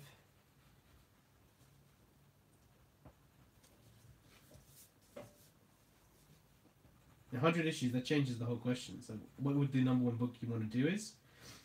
I've always wanted to do an issue of Amazing Spider-Man. That's one of my top goals in the comic book industry, is to have somehow involved myself in probably the most legendary title there is in comics. That's what I would like to do. But would I want to draw Amazing Spider-Man for 100 issues? I don't think so. Drawing Spidey is tough. Like, it's fun to draw a picture or two of Spider-Man, but when I drew him in Spider-Man and Deadpool, phew-wee, it was difficult to come up with new ways to make him hop about. And you gotta freaking know your anatomy to draw him. Oh my god. I have to go back to the Michael Hampton books and restudy my abs. Batman, I can cover it up in a cape. But I would say Spawn, because I could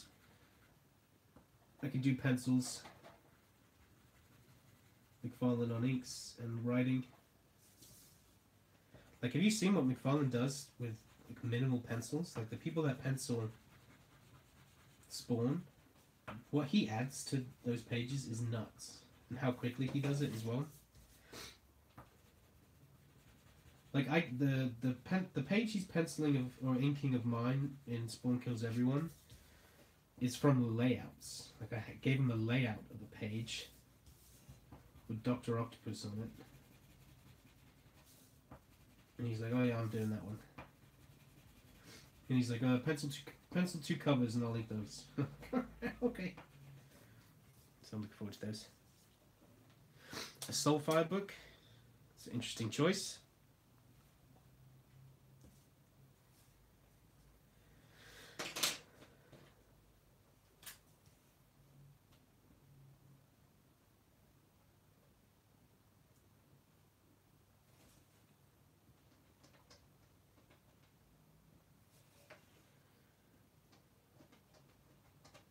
Using the Sigma gel pen.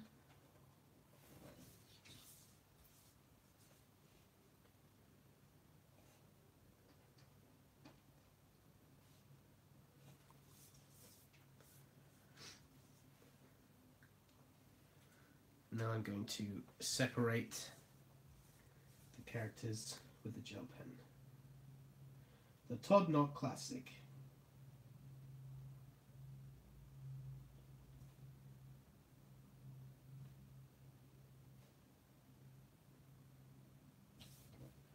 And I'm going to separate them from each other as well.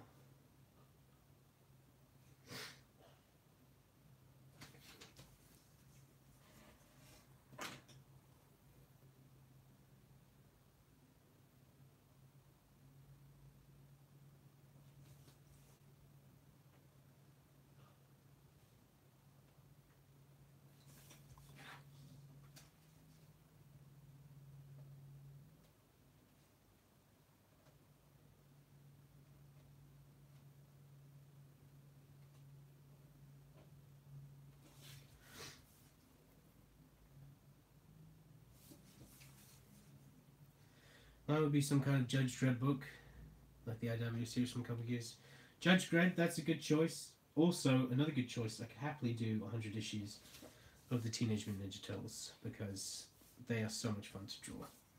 And there are so many great characters. And with the Teenage Mutant Ninja Turtles, you can do so many different types of stories. You can go back in time, you can go into the future, you can have a pirate story, a ninja story, a superhero story, a high-tech espionage. You can have so many different types of adventures in one book, so it wouldn't get stale.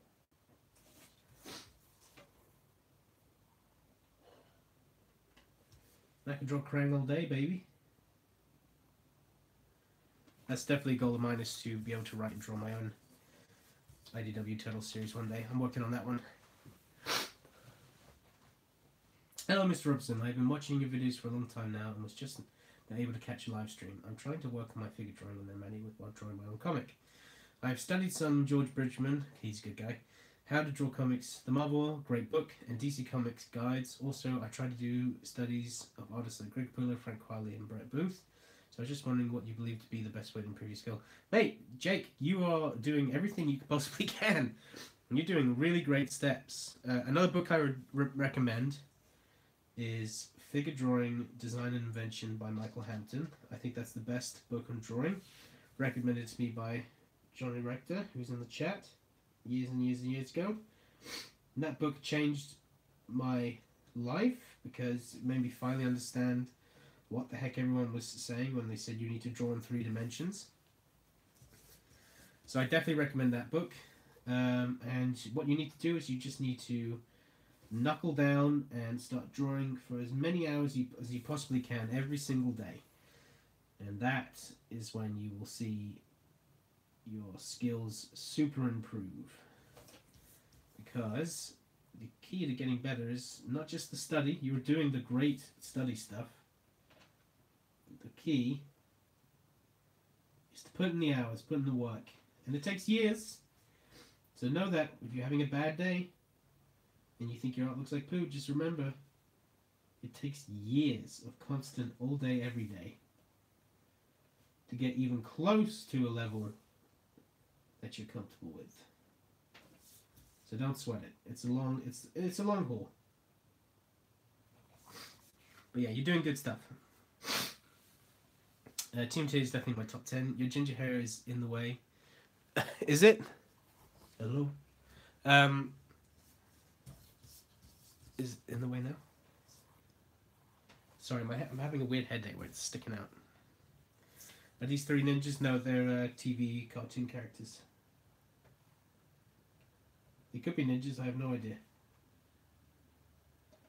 I don't know the cartoon.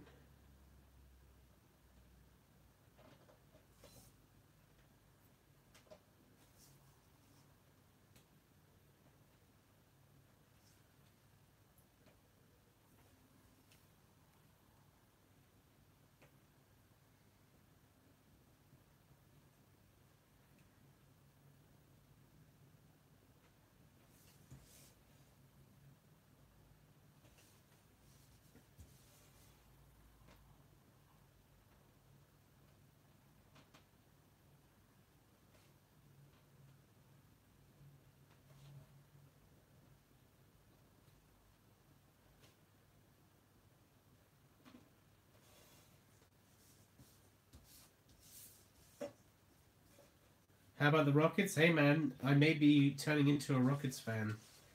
They are absolutely killing it this season. The stats they're putting up are insane. I honestly think that I hope that they're gonna beat out the Cavs in the finals. Or to make it to the finals, I mean.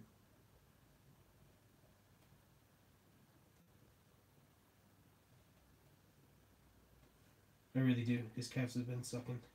And I'm not a Cavs fan anyway. Bulls have been doing average. Better than last season. And Golden State's just been interesting to watch. The Rockets have been, yeah. They have been rockets. I've been at it for about 4 years. I think I'm almost there. Always a student though. Well, it's good to think you're almost there, but you gotta. It's good to humble yourself. Put yourself down a peg or two. That's what I do. I love tearing myself to pieces. Just keep at it. If you need to ask the question after you've done all this studying and think you're almost there, then I don't think you are there yet. So just keep at it, bud. It's weird. I know that precipice level when you're like, I've been studying for ages. I've done all the right steps, and I'm drawing every day, yada yada yada. But I still don't feel like I'm good enough. I know that, and then something happens where you suddenly, I don't know, you spend a bit more time on a certain art piece, or you can just see the flaws better. It's not like you notice it, it just suddenly happens over time one day. Like I would say, when I became pro level to work professionally was about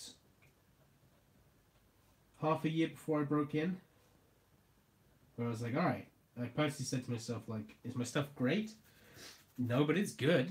What I'm producing, like, it looks better than most stuff. It looks better than some of the stuff I've seen in comics. So I'm ready. I just need to break in.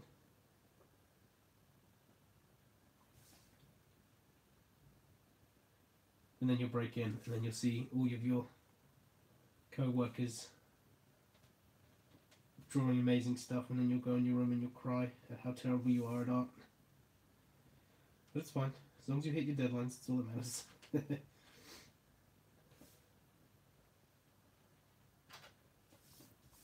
There's nothing worse than drawing something and being like, man, crush that. And then you go on Twitter and you see J. Scott Campbell or Greg Capullo or Jim Lee drawing a whole freaking page in 5 hours on Twitch. And then you just feel sad. And then you remember, hey, I've only been taking drawing seriously for 7 years. These guys have been taking drawing seriously for longer than I've been alive, so I've got some catching up to do.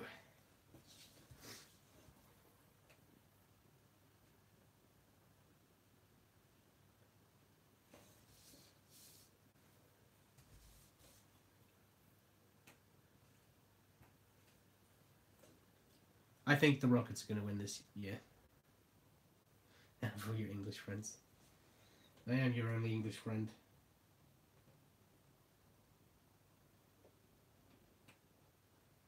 Yeah, I honestly wouldn't be surprised if the Rockets won, and I'd be happy for them if they did. But, you know the Rockets. Come conference finals. We'll see. Bond's going to start missing them shots.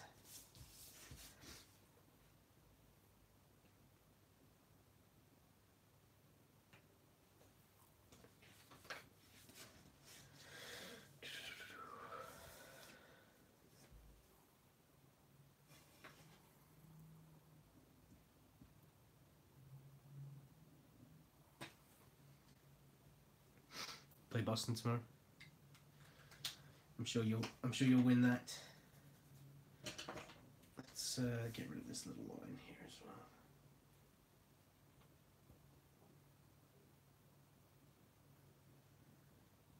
Let's make this moon white.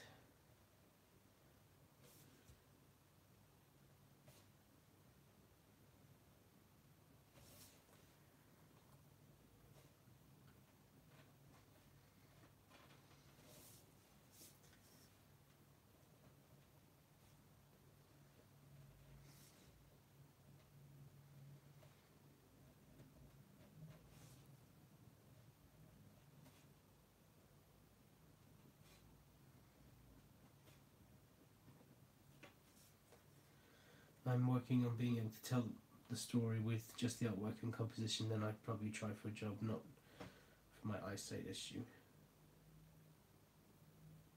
Right, I get it. Yeah, I'm really sorry about that, man. That sucks. And I hope somehow, in some way, it can either not happen or it can be delayed for as long as possible. But there must be something good about having the peace of mind that you know it's coming rather than it's suddenly just happening.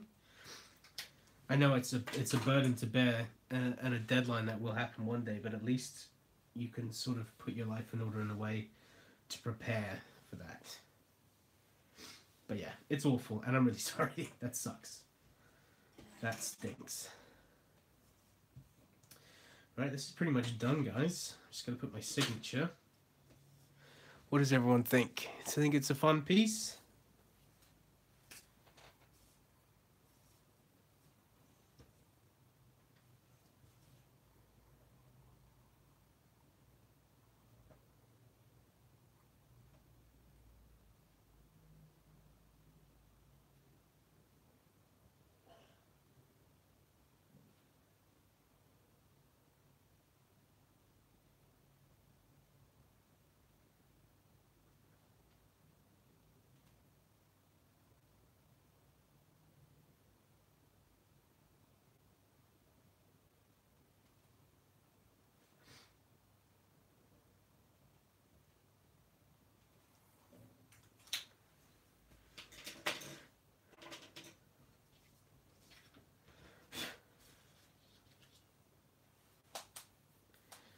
Trying to get your personal book out. Well, definitely, I believe in you, mate. I definitely believe in you. Okay, guys. I think we're all done with this PJ Masks piece, or mask. Don't even know the bloody name of it. And it was fun. It was fun. I'm just going to hop back in with the 0.3. I'm just going to touch up some of the inks we lost along the way.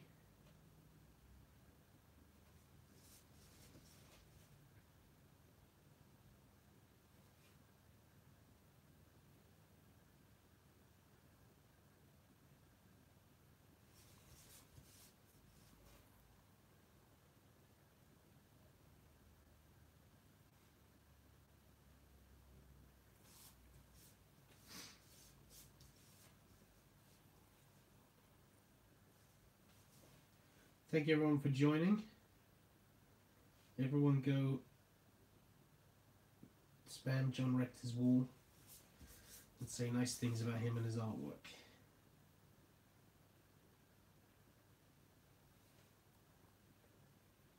Commission, then email me at robsonrequest@gmail.com or message me on privately on social media. I'll send you the price lists. It's free shipping in the UK right now for all this month. You want it in the stream? Yep.